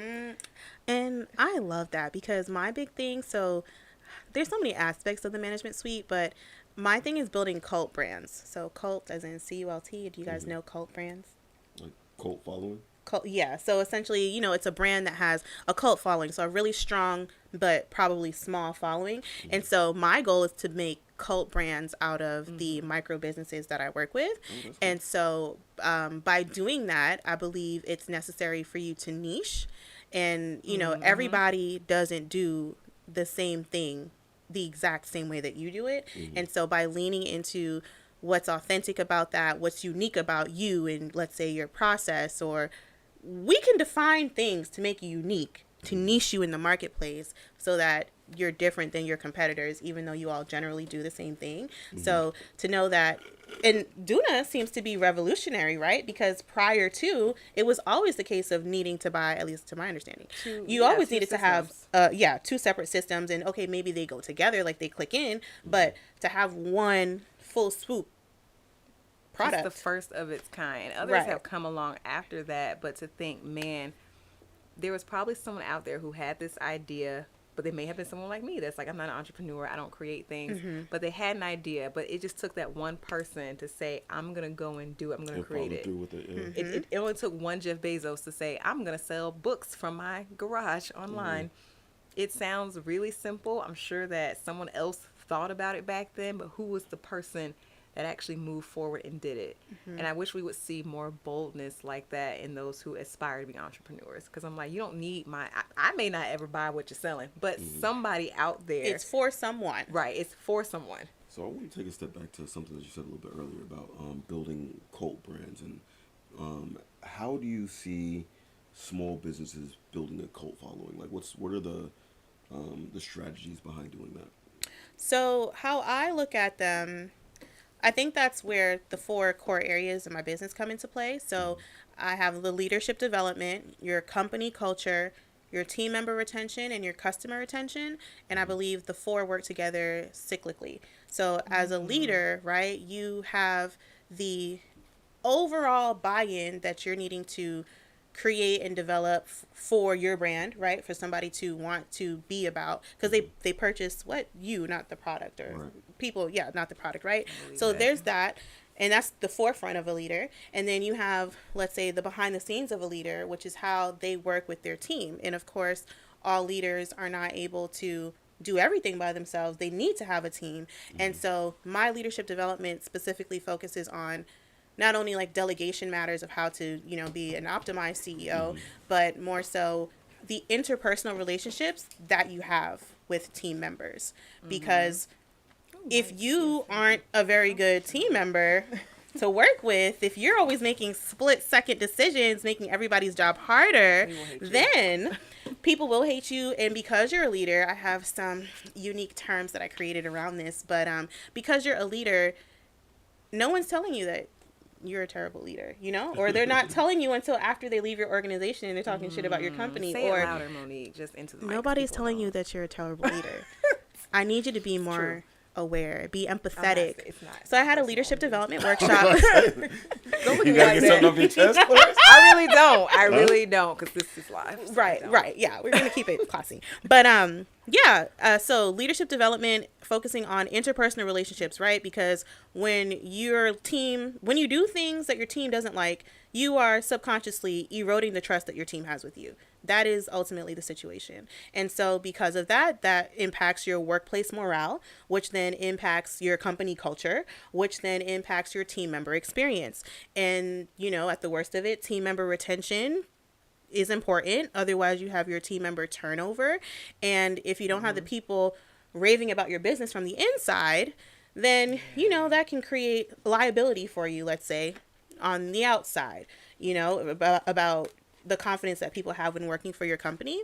And then piggybacking again back onto the company culture piece, which stems from leadership, how you treat your people that work for you, and also how you treat your customers or your clients, like the experience that you give them. Within company culture, I work on defining what that experience is like. So, and being intentional about it, right? Because you may not think you need one. So for example, I talked to a guy and he owns a barbershop. And, with a traditional salon type space, you have your booths, you get renters for each booth. They don't work for your company, but they rent from you. However, there's still a certain semblance of culture that you would like to have in your space. And they're a client. Exactly. So if you don't set the ground rules for how you want your space to be, you may have people that are in there that are smoking, drinking, doing all types of stuff on the job, when in hindsight, like ideally you wanted this to have a certain type of decorum or to it that isn't being met by the people that you currently have in the space. So now they're in the space and you're trying to tell them what you would prefer, and now they feel like you're stifling them, micromanaging them. I didn't sign up for this, I'm gonna leave. Whereas had you had something defined, you could, that's your vetting process essentially, so they can decide if they're in alignment with that or not, and then you can move forward, and it's less back and forth because, hey, here, let me send you more about the shop, versus a phone call conversation. I'm not going to speak poorly about men, but y'all are talking to each other. Okay, everything seems cool.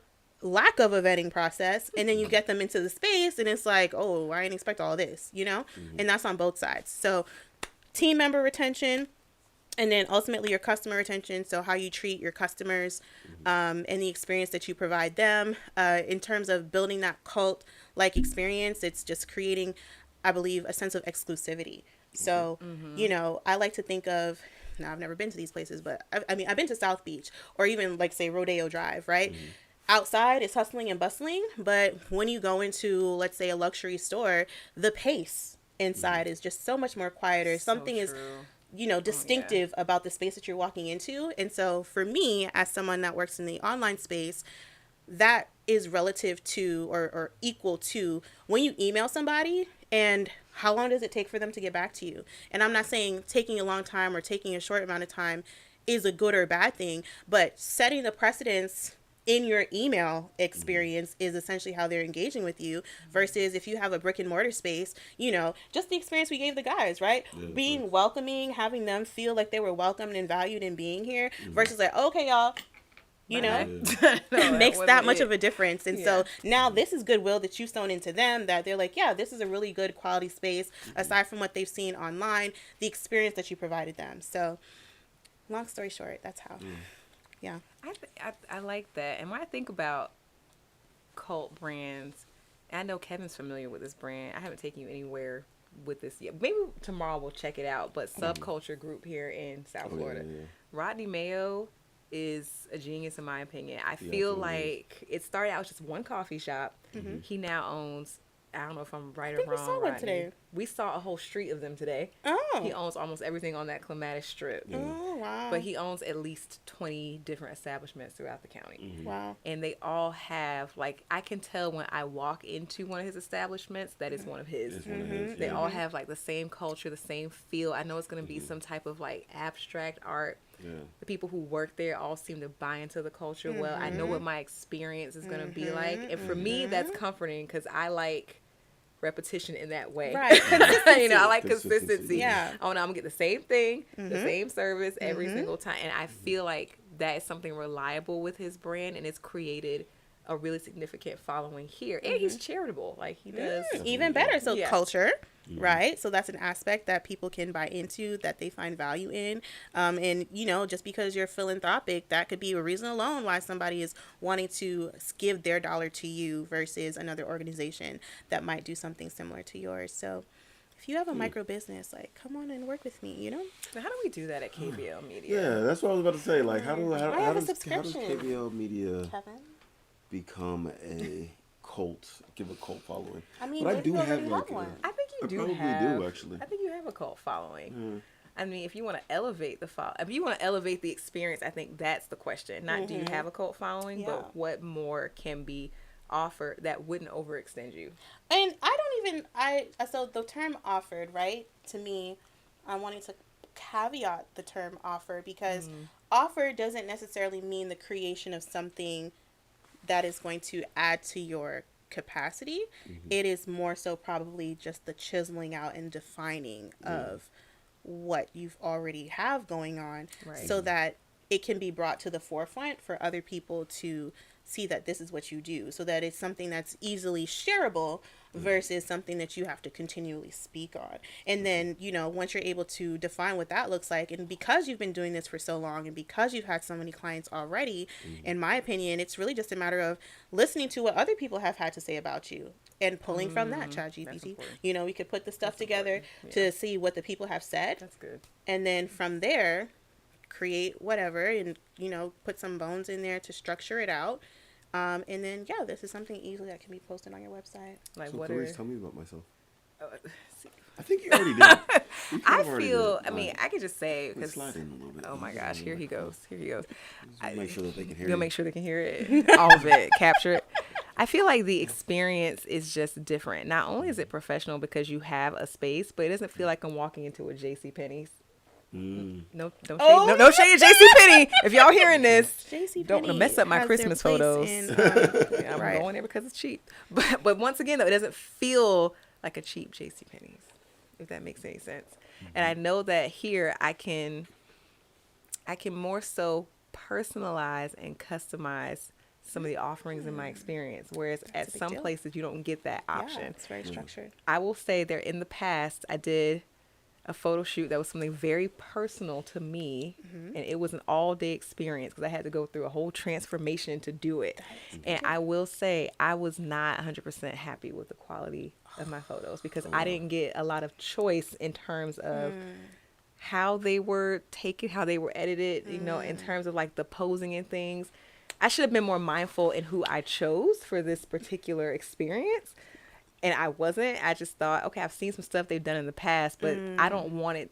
I don't want my photos to look like that. Like, I don't want it to look like a hypersexual photo shoot. And I know that I can say that to Kevin and he won't be offended and I won't have that experience. So I think that's something that's different. And if I wanted that type of experience, I'm sure I could get it. I'm sure I could say, I want this to look like Jet Beauty of the Week. And he could somehow make that magic happen. So what I'm interpreting from all of that is that, you know, you provide a custom experience in which I feel is necessary to highlight just because, like we said, JCPenney or even some other photographers, if we're real, right? If you have a package that you're offering and, you know, people will standardize things in order to make it easier and replicatable so that, you know, you can volume, if that's the thing, right? Exactly. So I feel like there's a way to potentially do that if that's what you're wanting to do, or you could truly lean into the bespoke nature of a custom experience like what you were going that like what you were going to do. So, you know, in that instance, I feel like while you as the customer, you should know what it is that you want, it's the professional's responsibility to make sure that they're accurately capturing what it is that you're looking for. And if they can't, and I mean, it's not even if they can't, right? It's a matter of, I need to make sure that you send me what I need to know in order. So if you, of course you wouldn't know what that is, but for example, photographers that I've worked with, they will ask you to create a Pinterest board. They would like a mood board. So when I did mine, I had a Pinterest, I didn't have a Pinterest board. Yeah, I did. I had a Pinterest board. I created a mood board on Canva. You know, I had all these downloads of things, which I think made the working relationship easier because she had the creative and I gave her so much that she was able to execute. But in your instance, if that's not what you have, looking to a photographer like yourself that explicitly states, I'm here to make your dream come to life. And a part of that experience is detailing, okay, so, well, you know the questions to ask because you know what it is that you would need to know in order to capture what they want. So that would be a questionnaire. Hey, do this, this, and that. And depending on the clientele that you work with, questionnaire, you'd be able to determine if that's really feasible for them or if that's something that you more so talk through on a call. And, you know, just by detailing what the experience is, what people can expect to get from you before they even start working with you, I really think sets you apart.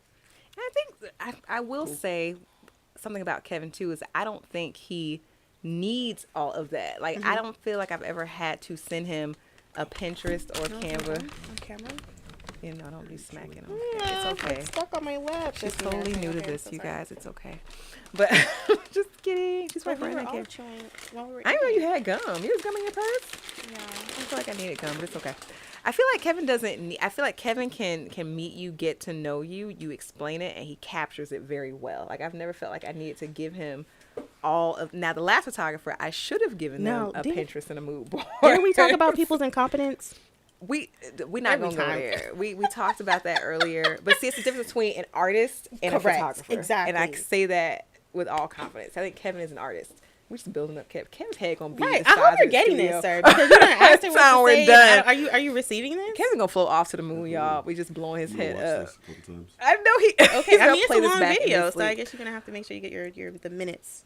Absolutely. But I think, you know, that's how an artist and a photographer differ. If I go to a JCPenney, they're a photographer, right? Correct. They're going to take my picture. It's going to look like how it looks. It's not going to be any... They're going to send it to you. You know, they're going to send it to me. Ethan may or may not be crying in all the photos. Who knows? And they're not going to try to make him... You know what I mean? They're not going to take the extra step But I know that Kevin is different. And I know that if I came and I said I have a vision for this, I could talk through it with him. He's going to spend some time trying to get to know you enough to make that happen. It's not going to be a cold, one-dimensional relationship. Or for you to be worrying, like, okay, so I mean, I have all these questions. Do I send the questions? And then the uncertainty around that. And then plus, like, okay, you sent the questions over via email, but like, are they going to get back to me, or are you going to email me the day of when it's too late? Because even like a Pinterest and mood board things, what I don't like is when an artist won't tell me the truth that they can't recreate this. Because I've sent stuff like that. And I'll be honest, I'm all over the place. My Pinterest boards are like 80 photos of things that may not even make sense together. You should probably start using Pinterest more.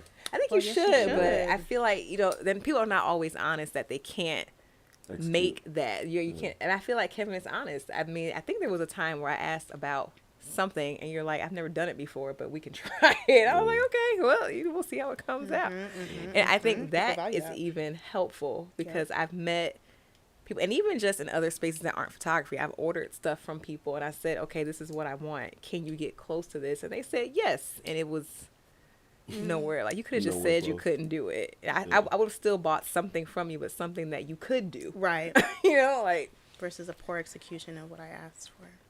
It's like those cake fails. You ever seen them online? I've seen those. That's literally what it was. Is that what you were thinking? Those cake fails. Yeah. I'm like, this is not Barney. I don't know what monster you're another dinosaur. This is not what I wanted. Yeah, and I think people need to do business with people that they trust and that they know the quality of their work, and go to those specifically people. Like there's some like amazing. I'm actually pretty good at a lot of different things. I was about to say, like, oh really? Tell us. Yeah. What do you think? He's also modest, you guys. Maternity photos or something like that. So what's your specialty? Photos, Yeah, you do those? I've done them before, but like I would say my specialty is headshots. Headshots, okay. Headshots and talking head interviews is really where like I'm locked in and focused on. Have you branded yourself around that? Absolutely. Yeah. Okay, well then, yeah. So I'm actually and this year I was looking to kind of more rebrand myself as just a content king, like a content, all type of different content. And we've had these conversations about like really, as you kind of said, creating a cult following is for micro businesses is really where you want to be at. I want to be a media house. I want to provide a marketing department for a lot of these media these different fractional media. I think for these other companies. Ooh, functional media. Yeah. Because my background is in well, my degree is in marketing. Oh, it is? Yeah. So one of my first I'm sorry. What is your degree? Just so the people know. I have a bachelor's in marketing. Oh, okay, very cool. And then master's in entertainment business. I'm sorry. What was the master's in? What was the master's? Oh my God, I did not know that. My friends all educated. I mean, I've never seen this. Right. This is just decoration on the wall. I don't look at all that. I'm sorry. Right, sir. You have something on your eyelash. Do it. You really do. I was gonna do it, but I didn't want to like reach over because it's just I'm on live. Right, and then my hands are dirty and stuff. I think it's out. It's out. I don't want to be weird, but okay. So you have a master's degree in entertainment. Okay, it's gone. It's gone. Is it gone? Yes. He wants to make sure it's gone. I don't want him to poke himself in the eye. Looks like you have on contacts and get your eyes bothered. So okay.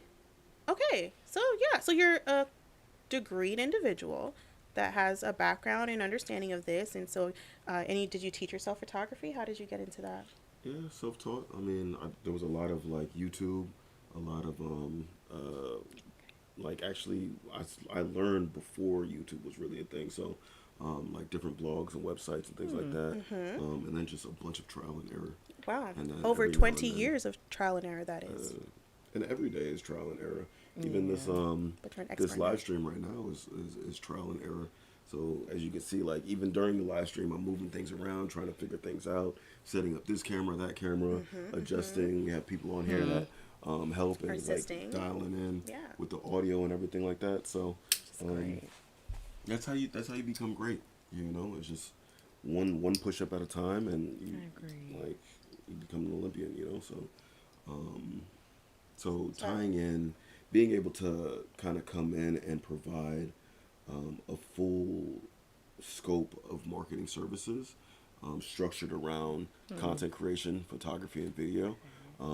Specifically, one of my niches is nonprofits. and government agencies. But also being able to provide a space for other creatives. So those micro businesses or startup entrepreneurs or solopreneurs, I was just thinking that. to be able to come in and create content. So just like how we're sitting down, all you got to do is come in and hit the switch. And I'm really kind of dialing in to make it as easy as possible to really just kind of come in and hit switches and step right in and being able to provide a space to where people can do that. Even and that's really one of the reasons why I would need a bigger space so I can set up, because in the back, and I don't think you've seen the back yet.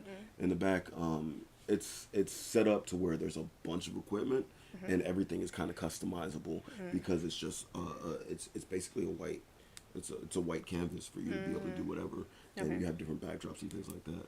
But I really want to be able to create a space to where it's real easy. You can just dive in, plug and play. So we have the podcast setups, the headshot setups, the portrait setups, the Christmas setups, like all of those different things to where people just kind of come in, they can grab their phone, they can sit it on something, and then they can create their content like that. So I think that's important. I want to go back to something you said about being a full service media house. And you know, as much as I know you love nonprofits, personally, I wish you would leave them. But you know I love what? I know you love nonprofits, but personally, I wish you would depart from them. Yeah. So I feel like sometimes, or most times, at least from what I've seen, a nonprofit's focus is not always on the media side or the marketing side. I think it should be. That's one of my biggest. They don't value it as much. And you know, that's my biggest pain point, because I'm like, nonprofits are also businesses. They also need to be revenue generating to an extent. No, they don't hold the revenue, but they still need to make money to operate. I think we're seeing a turning point where nonprofits are now changing their mind around that. But I also feel like there is some undervaluing in that space. But I think it would be so important, especially for a micro business, a startup, or even a large business, to have that full one-stop shop for media, for content, for marketing, and not have to hire out a bunch of different vendors and try to piece their stuff together, because that's very difficult. Like, I've been on the other side of that, and I'm like, this is hard to make all this work because it doesn't mesh. Like, different styles, different platforms, different delivery methods. Yeah. So I think that is where you could have a niche right there, because most businesses, you get one thing or the other. It's very rare you can get it all in one place. And that's really what it is. And I love nonprofits because their core value is making an impact on the community.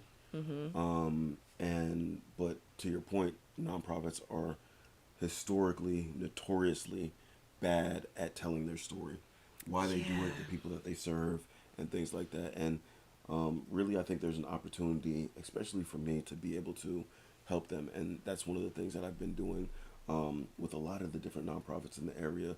And I just love it. But like you said, I think that there's different funders and things like that that could be able to fund these different things. And that's, I think you've been telling me that for a while. That's where I need to target. The funder is who to target, because they're the ones who kind of steer the ship for the organization. They decide, you know, what programs you're going to have or not have, because they're funding you. So do you need a strategist to assist you with all of this? Absolutely. Let's get that's to what the... you specialize in. She's like, that's not why I came, but that's why I came. No. So it's good. Because actually, you know what? I know you brought up ChatGPT as well, and I've been using it religiously. I love ChatGPT. So let's actually. I wish there was a way to screen share from my phone to capture it. I'll have to figure that out to see if I can set this up as a camera. Well, but what were we talking about? Strategist. Yeah. So do I need a strategist to do what? Well, it sounds like there's a lot of moving parts. Someone to keep you accountable, someone to create your actionable steps so that you can keep on track to do the things that you need to do, because that's a lot of things to do in your business in addition to running your business. Yeah. And in your personal life, the strategist is going to help them find a wife, and that's crazy. You know, There are strategists for that. I'll create. There's a web strategist. I don't know who they are, but I'm sure there is one. Like a dating coach. You know. Is it bigger than a dating coach? I think it's bigger than that. I think they go deeper than just a dating coach. So a relationship strategist. I think that a relationship consultant. That's like a thing. That is a thing. I know. It's a thing. I That's think not with what I people do, who are but- busy, that might be. I mean, it's not. I mean, clearly, I have not been successful. I'm working on it for you. I'm working on it for him. You're not. I am. Oh my God, it is hard to find quality. I'm not gonna bring you anybody. That's true. You want somebody off the street? I can go find you somebody. That's what they expect. Is that what you want? I thought we were friends. But I'm telling you, quality is not easy to find. She has to have substance, and not a lot of people don't be substantial at all. Oh, we just had this whole chat today about people that just like the lights ain't really on in the attic, and I feel like you don't. I feel like you. It's true. I feel like you would want somebody who is smart. I feel like you value that. So, I mean, does she not have to be smart? You looked at me like I was crazy. She ain't got to be smart. Oh, nah. I'm like, wait, is he not want her? There's the way that my brain has ADD. My thoughts go everywhere. So I'm halfway there with you. But, like, yes. And she has to be smart. focused, too, I see, because you have the ADD. Right. Absolutely. Hence the strategist. Yeah. So, I guess I was actually at the beginning of this stream. I was watching Pop the Balloon. I can't stand. I hate that. And shit, what did you just say that made me bring that up? Just you want somebody smart. Like, smart. Yeah, Can she spell KVL Media? That's facts. Like, because you want to be able to bounce ideas off of somebody that is smart, that can give you feedback, that'll also that can give work you with you and help you grow your business. I think a partner should be supportive of you in that way. And like, okay, so who do I know that would have an interest in also seeing him grow as a professional? Because that's going to be important in their relationship. Because like not only like smart, but also like a muse. You know what I'm saying? Like somebody that inspires me to create and be better. So. I think muse. I don't know. That word does something to me though. I kind of like that. Like I'm gonna ask my husband if I'm his muse. See what that gets me tonight. Is he creative though? Don't set yourself up. No, I'm setting myself up. I'm gonna ask him. Yeah. So there's actually a song. Like I don't even know if I can play it. Can you play music on? No, you can't, right? Right, because it might be copyright and all that. Yeah, but I think his name is DSVN. Has a Division? Yeah, I love Division. You have a Muse song. Is it a reggae artist? No, it's not reggae. It's R&B. It's R&B. Okay. Yeah, I know. I know. I have such a bad rep with you. But It's been Gracie's I corner love all year Division. for me. So. Yeah, he has a song called Muse. And Body Smile. I love Body Smile too. Okay, these sound like some tracks I need to put in my little. Yes, they are very good. My little nighttime, playlist. Okay, yeah. Add What you trying to in. do? I can't. But yeah. I'm gonna just give you a little little snippet. It's a little 90s sound to it. I kind of It like does, that. right? We need more of that. I saw him in concert last year in December. He was in Tampa, Janice. No, St. Peter, Janice Live.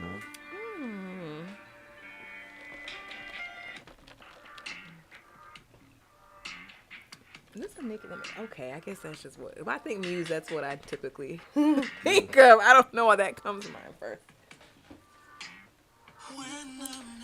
Ooh, let me see what my husband just said, y'all. This was the wrong answer. He's gonna be like, what?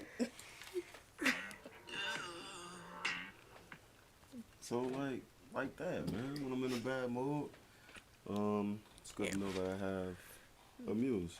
Somebody that can inspire me to create. So when I have an idea like this, somebody will be supportive and be like, yeah, let's do it, or let's figure it out together. So. Someone's kind of a risk taker with you, though. She's got to be someone who's like, all right, let's. And let's I'm invest adventurous in too. this. Like I like to, I did free diving. Learned how to free dive this year. So I want to take back up scuba diving. I've been scuba diving a lot, but I want to actually get certified in that. I've climbed mountains. Not really big ones, but like in Colorado, hikes and stuff like that. I've done that. What else? Like I took up boxing. I've been boxing for a year. I was saying that to him. Like he fights yeah. people, so Yeah. like not on the streets, but like Yeah. he's like, Yeah, spar, not fight. he spars with people. Sparring and fighting. What's the difference? Fighting is you're actually trying to hurt somebody and knock them out, and finish it as quickly as possible. Sparring is like you're just kind of working on technique. It's more of a sport. Okay. So you're not actually trying to hurt people when you spar. But sometimes sparring does get a little bit heated, and it can turn into a fight. But for the majority of it, it's sparring is you just kind of like working on technique and your body movements and things like that. Interesting. It's more of the athleticism of it than it's not just I'm trying to take you out. I'm trying to take you out. Yeah. See, I'm from the hood. I don't know the difference. Yeah. But then in fighting, there is still the technique that goes into it, and the best fighters understand how to remain calm under pressure, and still stick to a game plan, regardless of what they or where they at, and what they're doing. So, yeah. So that. So she has to that was a be long somebody. story. Yeah. No, well, that's important to know, though. So she has to be someone who's adventurous, who's willing to try new things, who's willing to be supportive. And I think those things sometimes are harder to find. I feel like a lot of women that, at least I know now in my circles, whether it be professional or friends or even just acquaintances, I feel like at this age, we have a need for safety and security that I feel like sometimes we go overboard with that. And we overcompensate in our need for our spouse to be a safe and secure spot for us. So that sometimes manifests itself in, he has to have X amount of money. He has to have this type of job. He has to live in this type of place, have this type of car. And I'm like, life is not always predictable like that. Exactly. Like, he might have a Tesla today. What if he gets into an accident tomorrow? He has to go pick up like a 98 Honda. You still gonna ride with him? Right. Divorce. No, Exactly. Like, not if the you were answer. only with him for lifestyle, like, yeah. And lifestyle doesn't always mean security either. It doesn't. Because you can have the lifestyle and he still be a horrible human being to you on the other Or he's a whole side. scammer and gets arrested and now knows everything. Like, there's so many possibilities. And we know about them scammers. We're not going to go into that on this live. Because who knows that person. Yeah, is. totally. But Interesting. So Clarice is the only married person on the panel today. Indeed she is. Married with children, living the dream. Precisely, yeah. But I also will say, yes, we're having a little baby. I don't know what we're having yet. We came Oh, I up didn't. with- No, that's not what I was saying. Yeah, we are though. Are you announcing this right now? Surprise, guys!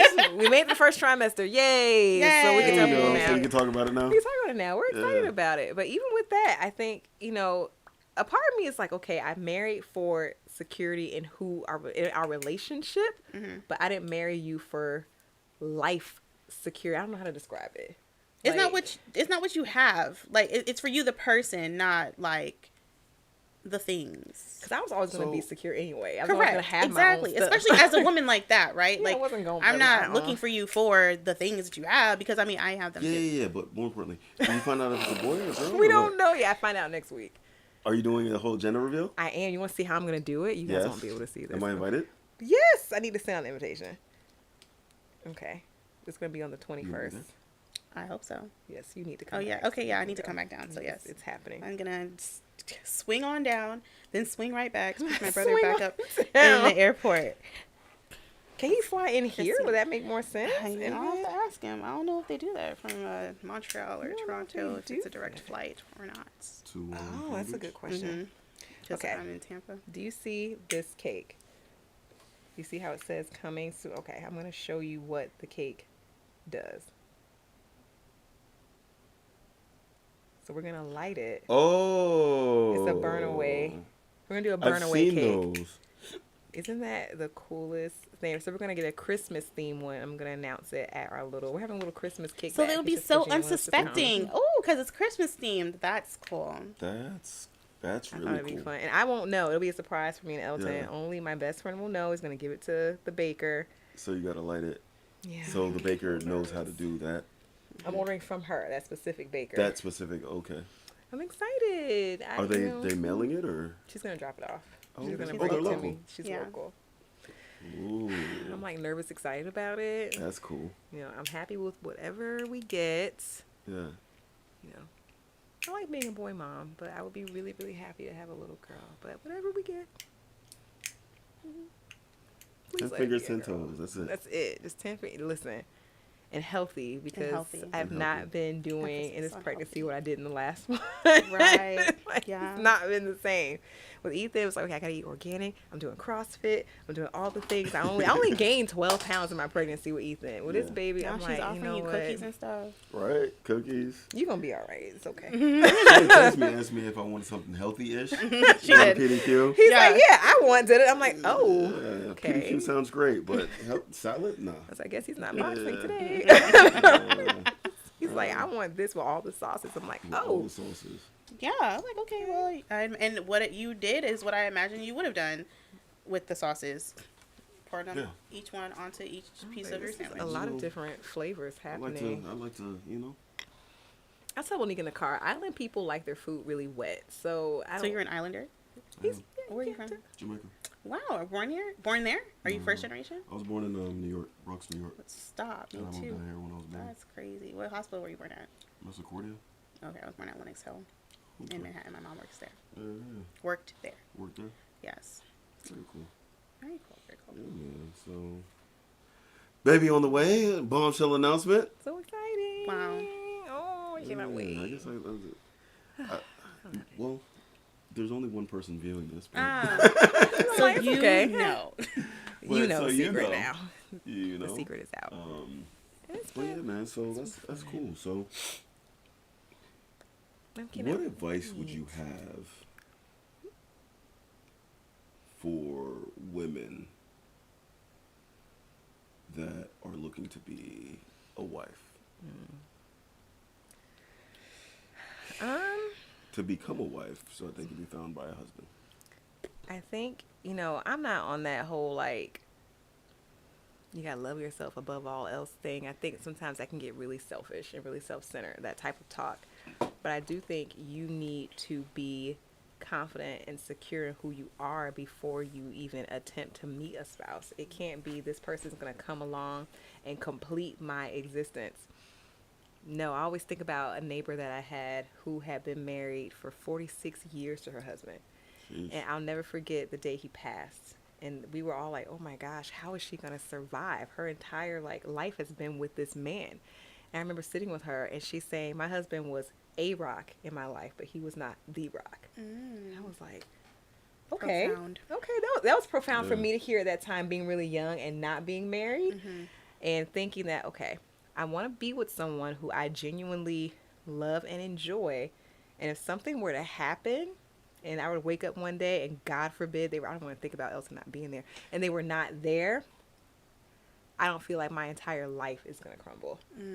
I think it's important to be secure in yourself before you look for a spouse. And that's my only real advice. Because, people change. Yeah. Jobs change. Credit scores, account statuses, all of that can change literally overnight. I don't think you can get married based on that. That's not enough. Looks change.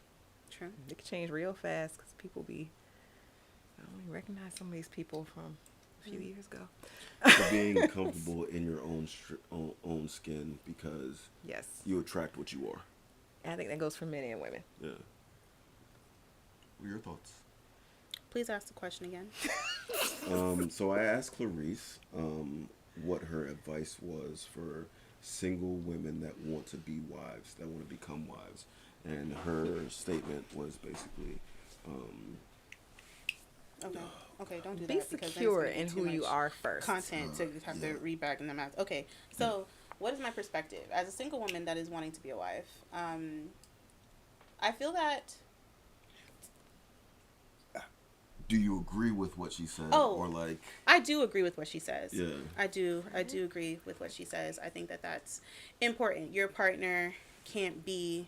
You must be complete and then add your partner. Like, your partner can't come in and, complete... the statement is said... Whether you take it technically or literally, I think ultimately the understanding is that you are you and then you have your partner. And so the key, right, is to make sure that you're not losing yourself while with your partner. Because I know that that's a thing that can happen as well.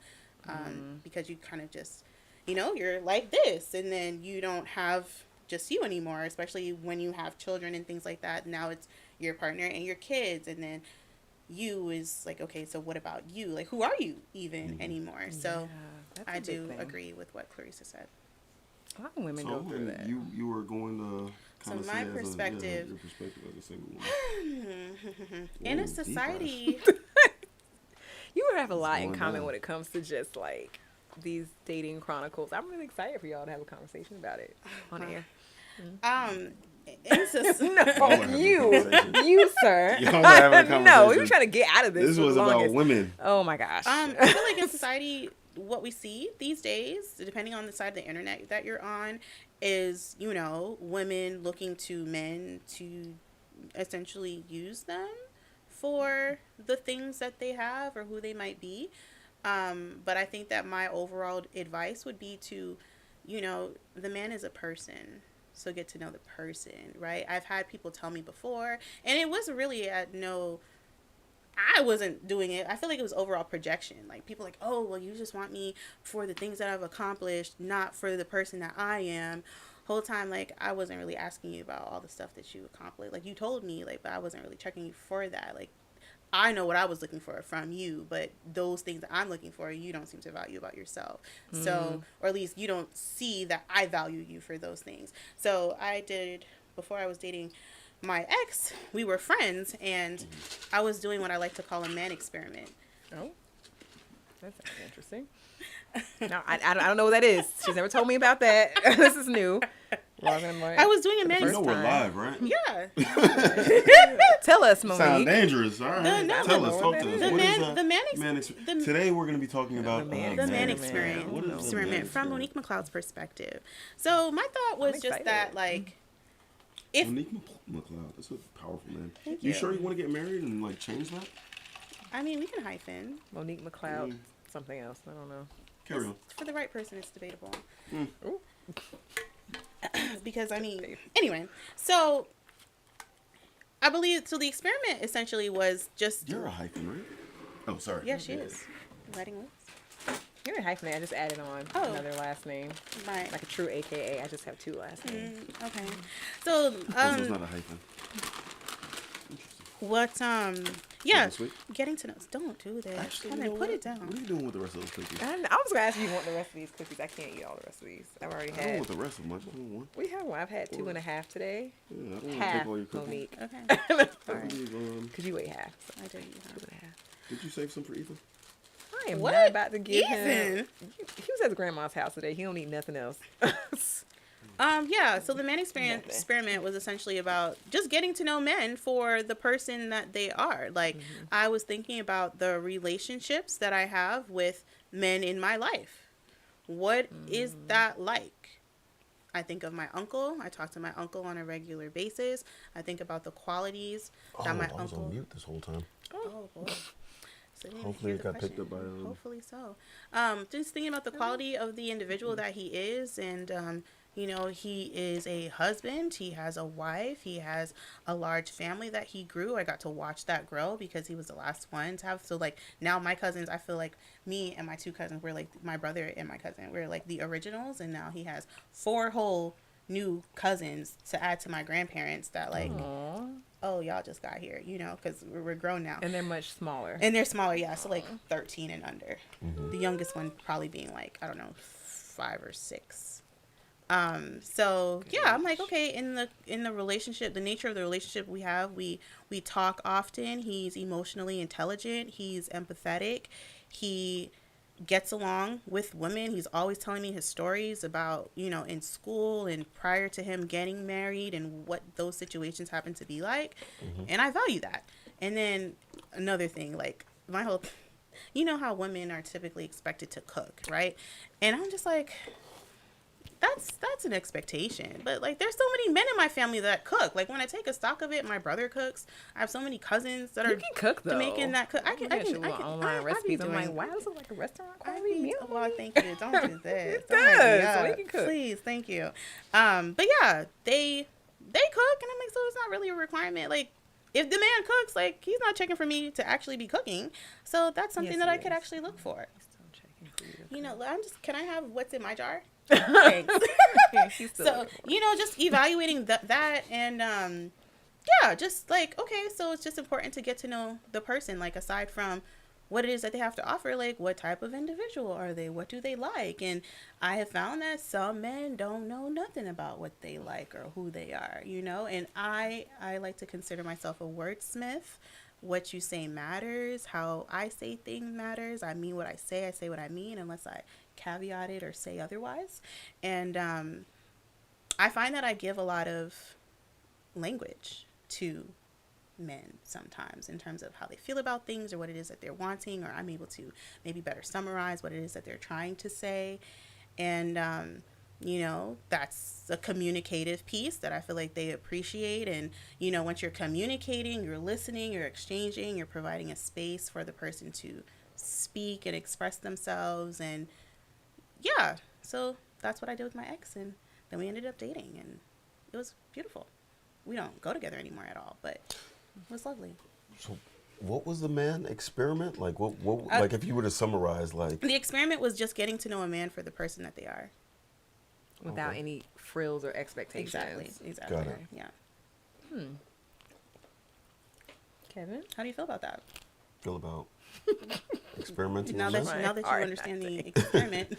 How do I feel like about experimenting on men? No. Within the context. Don't do that. Within the context do of that. the scenario. No, I mean, I think. Yeah, does that answer your question? Or what? I don't even remember what my question was. Okay, I have a question for you. You, as a single man, what would you say is? Wait. Before you do go there, so I feel like it's relevant. Well, just to understand, because I mean, I feel like as you as a single man, so you ask as a single person, what should women know in order to, you know, that are wanting to be wives? What should they be mindful of, you know, in preparation of that? So my answer to that was understanding the man for the individual that they are. So you have that piece, and now for you, you're saying, you know, is that something that is important to you that you value? As a single man. As a single man. Are you... Is that a woman gets to know me for who I am? Yeah, like, are you open... That's a minimum requirement. But do you feel like you are someone who is open enough that would allow someone in to get to know you? Right. I think I've become more open over the years. You think and so? more communicative over the years in personal spaces and things like that, yeah. But it's one of those things that I'm still working on. Yeah. It's good that you have your awareness that you're working on that still. Yeah, I think that's because important. I think that, at least what I've experienced, people always say that they want somebody that communicates, and I'm like, hey, I'm the perfect communicator. I feel like I'd be saying everything, expressing everything, holding space, and then people be getting defensive and they don't want to say stuff, and I'm like, so are you projecting, or are you not intimidating? And not because of you, but I think people aren't like, used to folks being direct and asking them direct questions. Well, that, and then also, how open or how much of a communicator are you? Like, what does communication even mean to you? Because to me, I feel like I have a textbook understanding of what it means, and I try to exercise that. But if you don't necessarily exercise it to that degree, but you say you're looking for a communicator, you at least have an awareness that you're still working on opening that. But imagine the men that don't know that about themselves, that are still asking for those things, and then when they get it, it's resistance. Well, I heard a quote one time, and I always kind of like think about it as like you have two ears and one mouth. So my version of communicating, I'm a great listener. And I really kind of like internalize a lot of what I hear. And like I kind of keep that in me. And like women have told me in the past, like, oh, I didn't even think that you knew that, or that you even remember that, or whatever. And it's just like, yeah, I mean, we have two ears and one mouth for a reason. And a lot of times, like when I speak, I try and speak to where it makes sense. Because when I, and like to where it could make an impact, to where it has substance. So a lot of times, like when I'm talking about or opening up about myself, is as a man, and many men, they're vulnerable about sharing how they communicate, because women have a very special talent of using their tongue as their weapon. Oh, absolutely. So by sharing information with a woman that is capable of using their tongue as a weapon, it's a very it's a scary thing to do, and that's why I feel like, well, I don't really open up as much, and a lot of men don't. But at the end of the day, it's like you understand that like women's weapon is in their tongue. Men fight, you know. Yeah. And like She from the hood, she might fight too. Yeah, or she might fight too. But like a man should never put his hands on a woman. But I think women need to be accountable to realize how much pain their tongue has. Because I don't feel like women have ever been held accountable. If a man beats on a woman, of course, like that's common knowledge. Like, but if a woman beats on a man with her tongue, I mean, no, Kevin, but, that's okay, real. so can we I just felt follow- that in my spirit. I just want to caveat there that Yeah. verbal abuse is still so it's essentially verbal abuse what you're talking about. But it women can don't be. get, so women you know, aren't necessarily it's as possibly- recognized. yeah. So it's possibly abuse, but even being able to do something because she was emotional. Because I've heard that. Well, I was mad or I was emotional. You can't take that back. Right. You can't. Bruises heal. Yeah. Cuts heal. But the scarring, the internal scarring caused by a tongue, you can't take back certain things that you say. And I will admit, I've caused a lot of damage in my marriage with that, and it's still to this day, like the impacts are still there because you can't take it back. Not only that, but nothing I say, it's going to take me years of trying to say positive things after to make up for that one negative thing. And even though I didn't mean it when I said it, I know that nothing I do later is going to change that. And you immediately wish you can take it back once it comes out, once you see how it impacts that man. And I'm like, oh my gosh, how could I hurt the person that I essentially love so much and I sleep next to every day? And it hurts on both sides. Opening up, of course, like you guys talk about it, but one of those things, like it's hard for men to open up because they might have experienced that before in their past, to where a woman will get emotional and say, oh, well, da da da da da, and bring up something that he was very vulnerable and trusted you this information with, and now you take that and use against him. Oh, yeah. So, and then to be able to open up to you again and to trust again and have that expectation of, well, you never talk, or you never open up, or you never talk. Well, you've shown me that you use it as a weapon. You know the shitty part, and I can't do anything about it. You can't, and it's going to happen. I just want to prepare you. It's going to happen. Oh yeah, she's going to feel bad about it. I'm just saying, even with you could think this is going to be the perfect spouse, perfect person for you. It could be years and years into your relationship, and the moment will come where it will happen. And like I said, she might immediately regret it. You're gonna feel horrible, but I think one of the biggest, most ultimate tests of a relationship is your ability and willingness to forgive. Some things are unforgivable. If you cheat on me, okay, go back to whatever. Even with that, no, I can't even say that. Right. Cheating isn't automatically a deal breaker for me. It would depend on the circumstance, but the words, like it's going to happen, and I hate that is the reality for men, and you really have to decide: am I gonna really forgive, or am I gonna hold this grudge and ruin my relationship? Interesting. So I feel immediately what you said in terms of like you listen and internalize things, because I know I do that as well. And I just held my breath when you said it, because I'm like, that can go like two ways, right? Like I will listen and to hold on to all the things that you say, right? But just because you said it doesn't necessarily always mean it's true. And so like even outside of relationships, right? Even in work settings, Chris and I used to work together, right? I like to say that I don't like to ask questions I don't want the answers to. And I also, in like at least a professional setting, don't want to open myself up to an opportunity for somebody to poke holes in me that I know don't belong there. So for example, being let go from a role, you know, I'm asking, okay, well, why? Like, what's the issue? And, you know, the reasons that you're being told don't make sense, right? And so as someone that internalizes things, I'm trying to comprehend, like, what does that even mean? Like, you didn't even give me good examples. And I just really had to take a step back and be like, you just don't like me. Like, you made up some shit to tell me. And as a person that is really trying to assess, okay, so what did I do wrong? How could I have made this better? I just received and internalized something that wasn't even true about myself, that someone just made up to give just an answer. And I'm here trying to rack my brain, trying to, like, figure out, well, what's wrong. So it just hurts now just thinking about it. Because it's hurtful. How would respond to that is like,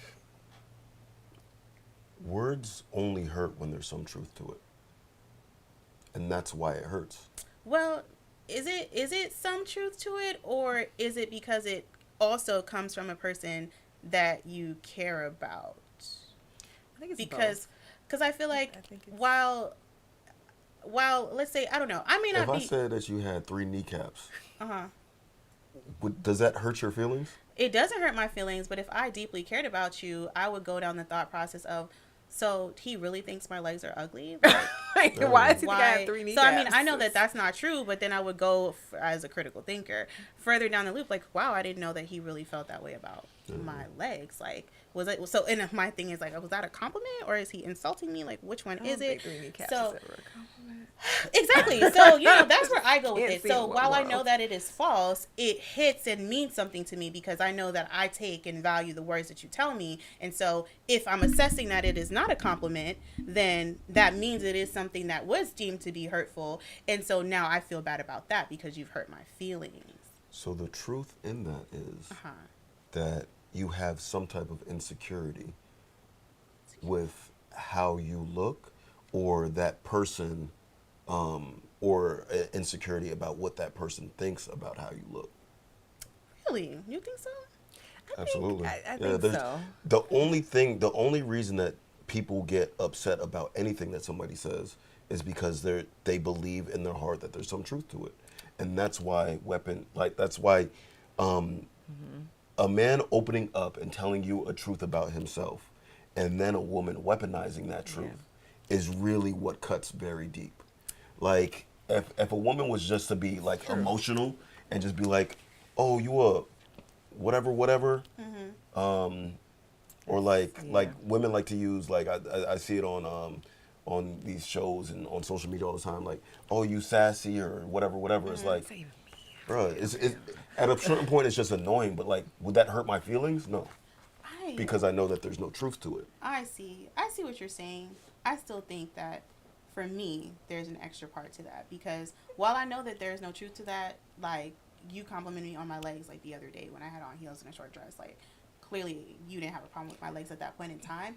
My thing is, like, it's bothersome because I trust you and the things that you say to me, and you're supposed to be, if you're my partner, edifying me. So the fact that you intentionally said something to hurt my feelings, though I know that it is not true, is what bothers me.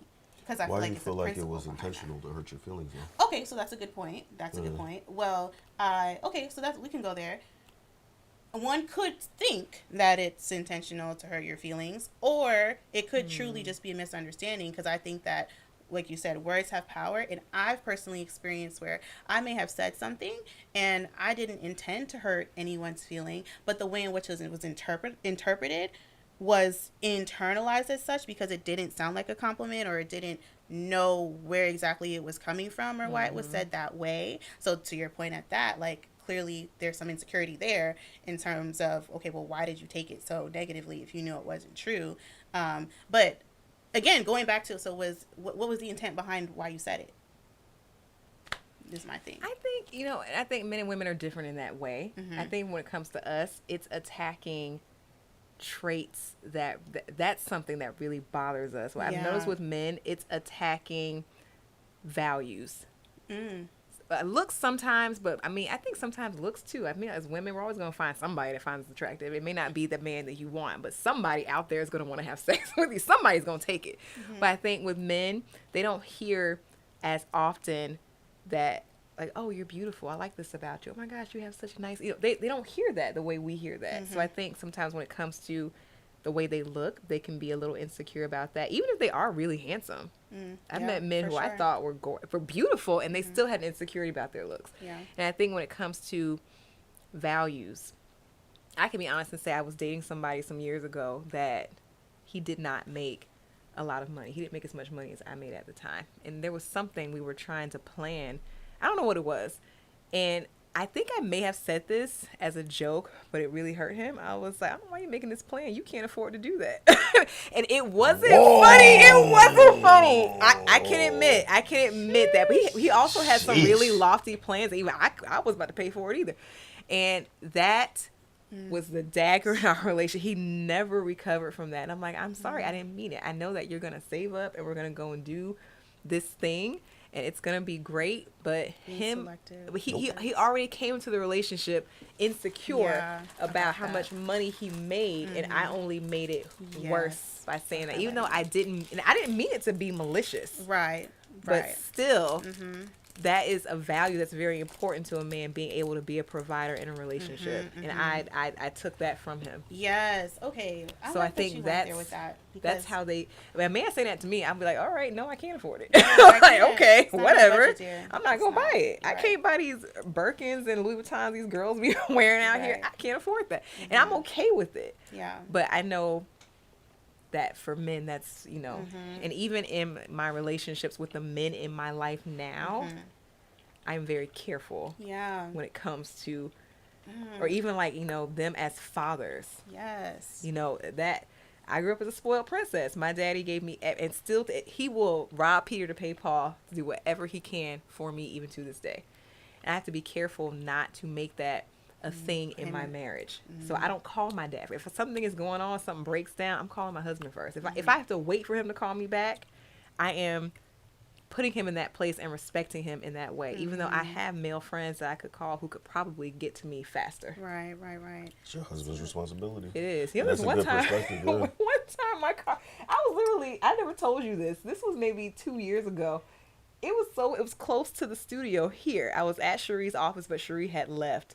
And something happened, my car wouldn't start. And I was like, dang, Kevin's probably right on the corner. Nope. I'm calling Elton, and I'm going to wait here till he gets here from Lantana. And I did. I never told you that. Interesting. I think that I like that perspective because I don't know. That's actually a really good perspective. It's a really good story. Yeah. I feel like I'm the type of person, I'm not a generalist. I always think about the nuances of things. And so, real quick. See, I really I don't think people understand how much of a wife statement that was. Yes. Like, when you became a wife, you became that man's responsibility. Yeah. And you relying on somebody else with that would cut a man deep. Like, like that's why your dad gives you away at your wedding. Yes. Because now she's your problem. And he literally said that at my wedding. If you remember on the recording. I do remember. I'm like, and that's kind of, I think that's why I kind of. That's rude. Yeah. But even with that, and my best friend, like my brother, my favorite, like just saw him today. My best friend is a male. Yeah. A male who has literally carried me in the rain before because he didn't want me to get like my feet wet. Like that's the type of best friend that I have, and he's good to me in that way. But even he knows that he has to respect that boundary because I have a husband now. Yeah. What I was going to say is that you talk about where it's cutting deep, and so the nuance of that, right? So in that particular instance, right, although it wasn't just and there was no way of misinterpreting what was said, like there's nothing that you can do to kind of, you know, lick that wound of what you did there, especially when there was insecurity involved, to your point. But I guess for me, in another situation, I've experienced where I said something and that's how it was taken in a way that felt hurtful or clearly heightened an insecurity or something. And to me, in me saying it, I wasn't saying anything with the intention of it being an insult. I was just, and Clarice knows, I'd just be saying like, oh, well, it just sounded direct, right? But in that instance, like there's nothing to save you from misinterpretation. All I can do is express to you like, actually, I really didn't mean it that way. I meant it as this, which brings me to my point of I'm really big on reconciliation. So I don't think that that's something that goes addressed or explored enough.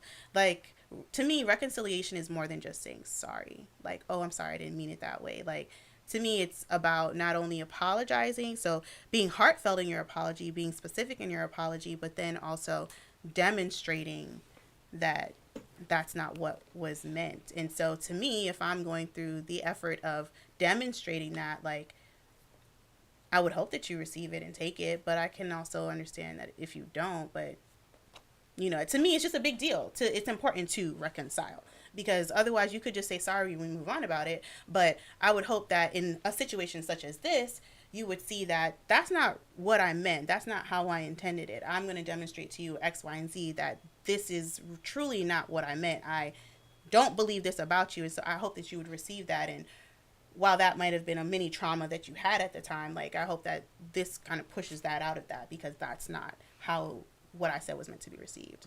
So I'm big on that too. I think everybody is different, but I think there's like this general thought process that men don't really have feelings, or like they don't have emotions and things like that. And it's like men receive it. We just like, you're not emotional. Yeah, but you have we're not emotions. Yeah.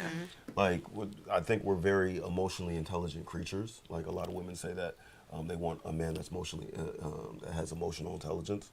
And we do have a lot of emotional intelligence. We just learn how to control it, because an emotionally incapable man is a very dangerous man.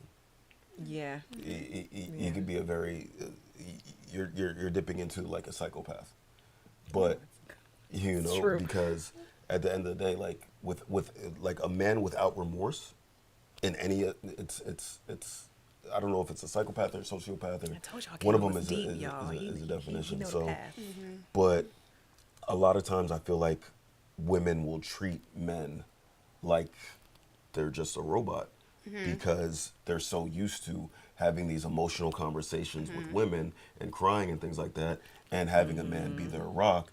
So they feel like they could just throw whatever at him because they picked a strong man for a reason. So they feel like they can throw whatever at him. But with all these arrows that are getting shot at us on a day-to-day basis, especially being a black man, a woman, for me, would be my safe space. Right. You know? Yeah. So by doing something, even if you didn't mean it, as disrespectful or negative or whatever, it's very hard to come back from that. So even an apology or like like how you said, it's not just saying I'm sorry, but very clarifying. No, you gotta do whatever it takes if you actually love that man to come back from that. Whatever. So if you're like, oh, well, if you could either take it or leave it, it is what it is. No, okay. Then I mean that's so, literally is like, all right, well, because he gonna leave it. I just yeah, it's like because he's gonna leave it. Yeah, he left it. You take it or leave it. Like, he's gonna be like, all right, well, to your point, you got to do whatever it takes. Like, okay, sorry, I don't want to cut you because off. understand, like what she said is she's gonna call her husband, because no matter what he's doing, his wife is stuck, whether it's raining or snowing or there's an active shooter. I'm dropping everything and I'm coming to save her. It's how it's we got to slay the dragon for our queen. You feel me? Yeah. So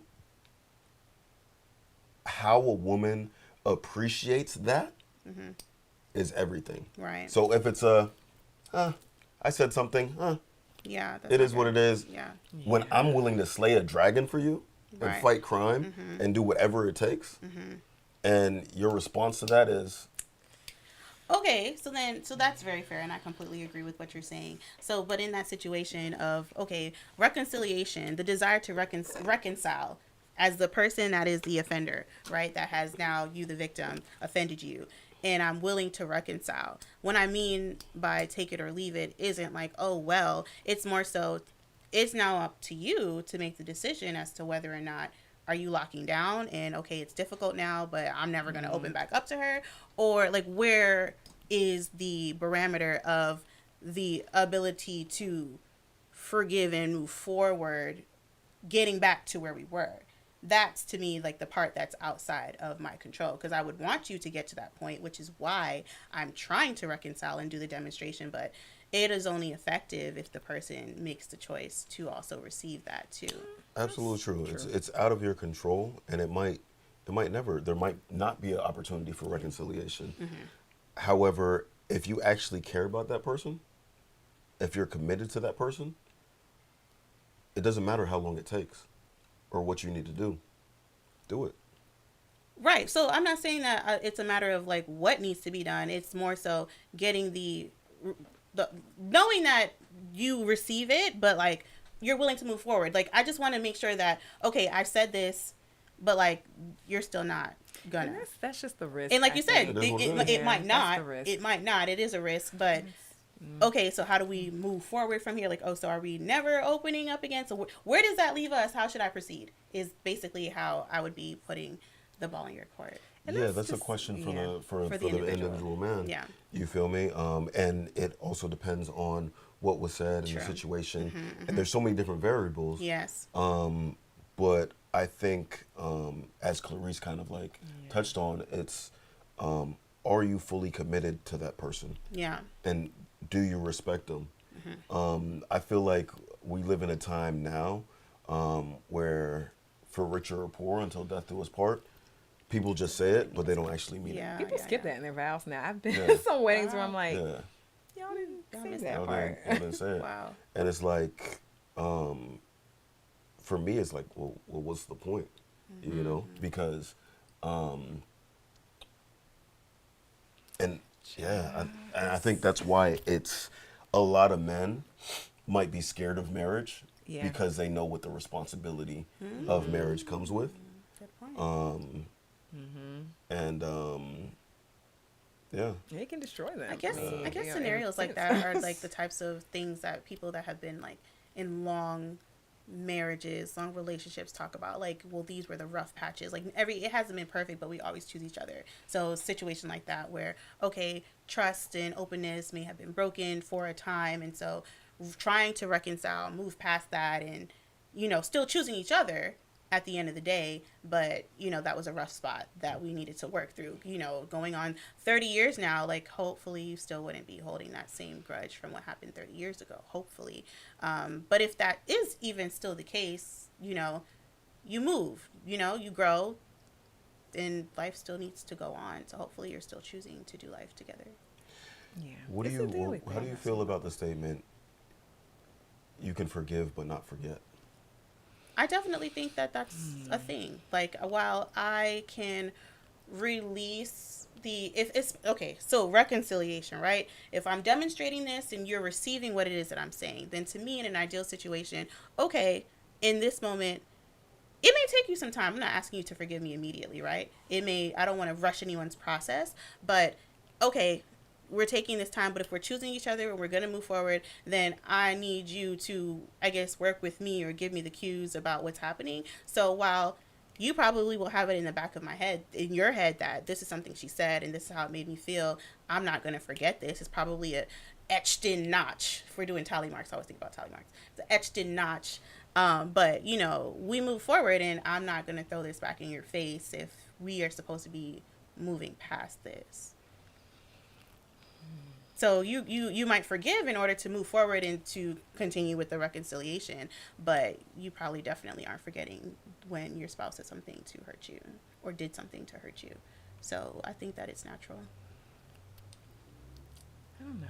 I think ideally you would want. I think sometimes we really want to forgive and forget, but the forgetting part can take some time. I think it depends on what it is. I have a really close friend in another state. She's been married longer than any of my actual other friends. She got married when we were really young. And from the outside, it looked like everything was great. Her husband had a moment of indiscretion, and he cheated on her one time with someone that he had met like the same day. It was a one-time thing. Never saw the person again. Didn't communicate with him. Nothing. And it took him like a couple days to actually tell his wife. And she said, even though I forgive him, and I still trust him because, I know my spouse and they've worked through, they've gone to counseling, whatever. She says, my body just won't forget it. So our intimacy will never be the same. And he has to accept that it's never going to be the same. And she has to accept that it's not going to be. And who knows, maybe one day in the far future, something will change. But she's like, even though intellectually I've moved on from it, and he's done everything you can possibly do as a husband. Like he polices himself. He's installed all the apps and things on his phone so she can track it for all that stuff. He has voluntarily done that. She's like, my body will not forget that you were unfaithful to me. That's deep. And that was something she shared with me. I was like, okay, I can understand that. Even I think about, you know, things that we say are always going to come back.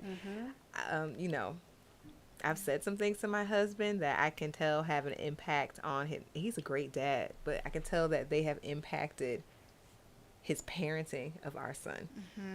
And it's my fault because I've said things that I was not careful of and did not think about at the time. And so now I'm like, okay, I know that he's forgiven me and that we've moved past it, but I can tell that he hasn't forgotten this. And it was just because our upbringing was different. Right. That was just the only thing. And that's why I said our upbringings were different. You know, I'm used to having access to my dad. My husband grew up in a home, and he's open about this. He grew up in a home where his parents were divorced. And so I said that was a fear. And I said that was a fear that I had when I got married. I didn't want to marry somebody who came from a divorced family because I didn't know how they would be as a dad because they weren't used to having a being with their child all the time. And so as you can see now, like Ethan will leave me. He don't care nothing about me. It's all about his daddy. It's all about dad. You won't have to worry about it. Elson goes above and beyond because he wants his son to know I'm always going to be here, even when he's tired or in pain. Like he will work through. He'll put that back strap on, that knee brace on, and he will get down there and play with Ethan. I'm like, you don't have to do that. I can give him a bath and put him to sleep. But he's like, no, I want to make sure my son knows that I'm there. And I feel like that's because I made that statement, and you know, we have to be really careful. That's true. That's all I'll say. Great shot, guys. They don't forget. It's good. Oh, I hope they're home now and asleep because I don't plan on going home and playing mama, trying to go to bed. It's like, Grandma wants you today? Here, go. She'll give you a bath and feed you. Go over there. I'm here. I have no concept of time. You keep saying I don't. That. I'm like, it's the same time it would be if you were I home. know, but like, you know, I guess when you're at home, you have things to do, 50-11 things. Like, I am essentially on vacation, so. Our house is not bad. I want to come unpack a box. Run, You wanna do that one of these days? Unpack a box. It'll be fun. Yeah. You're sure. like, it doesn't sound fun. It's like, no. Since you asked me, Clarice. Sure. He's like, I really don't want to do that, but sure. All right, y'all. Well, is it? appreciate y'all coming through. It is 9:13. Okay. Great stream, guys. Yeah, This is fun. Any final thoughts? No, thank you, friends, for watching. Thanks, for listening to us go on and on. I hope it was fruitful Kikiing it up for with those us. listening. Talked about such a wide range of things. Very wide range. Thanks for having us, Kevin. Yes, probably, thank you for having us. Yeah, absolutely. Yeah. All right, y'all. Until next time. Yeah, Next time. Get home. You live far from here, so.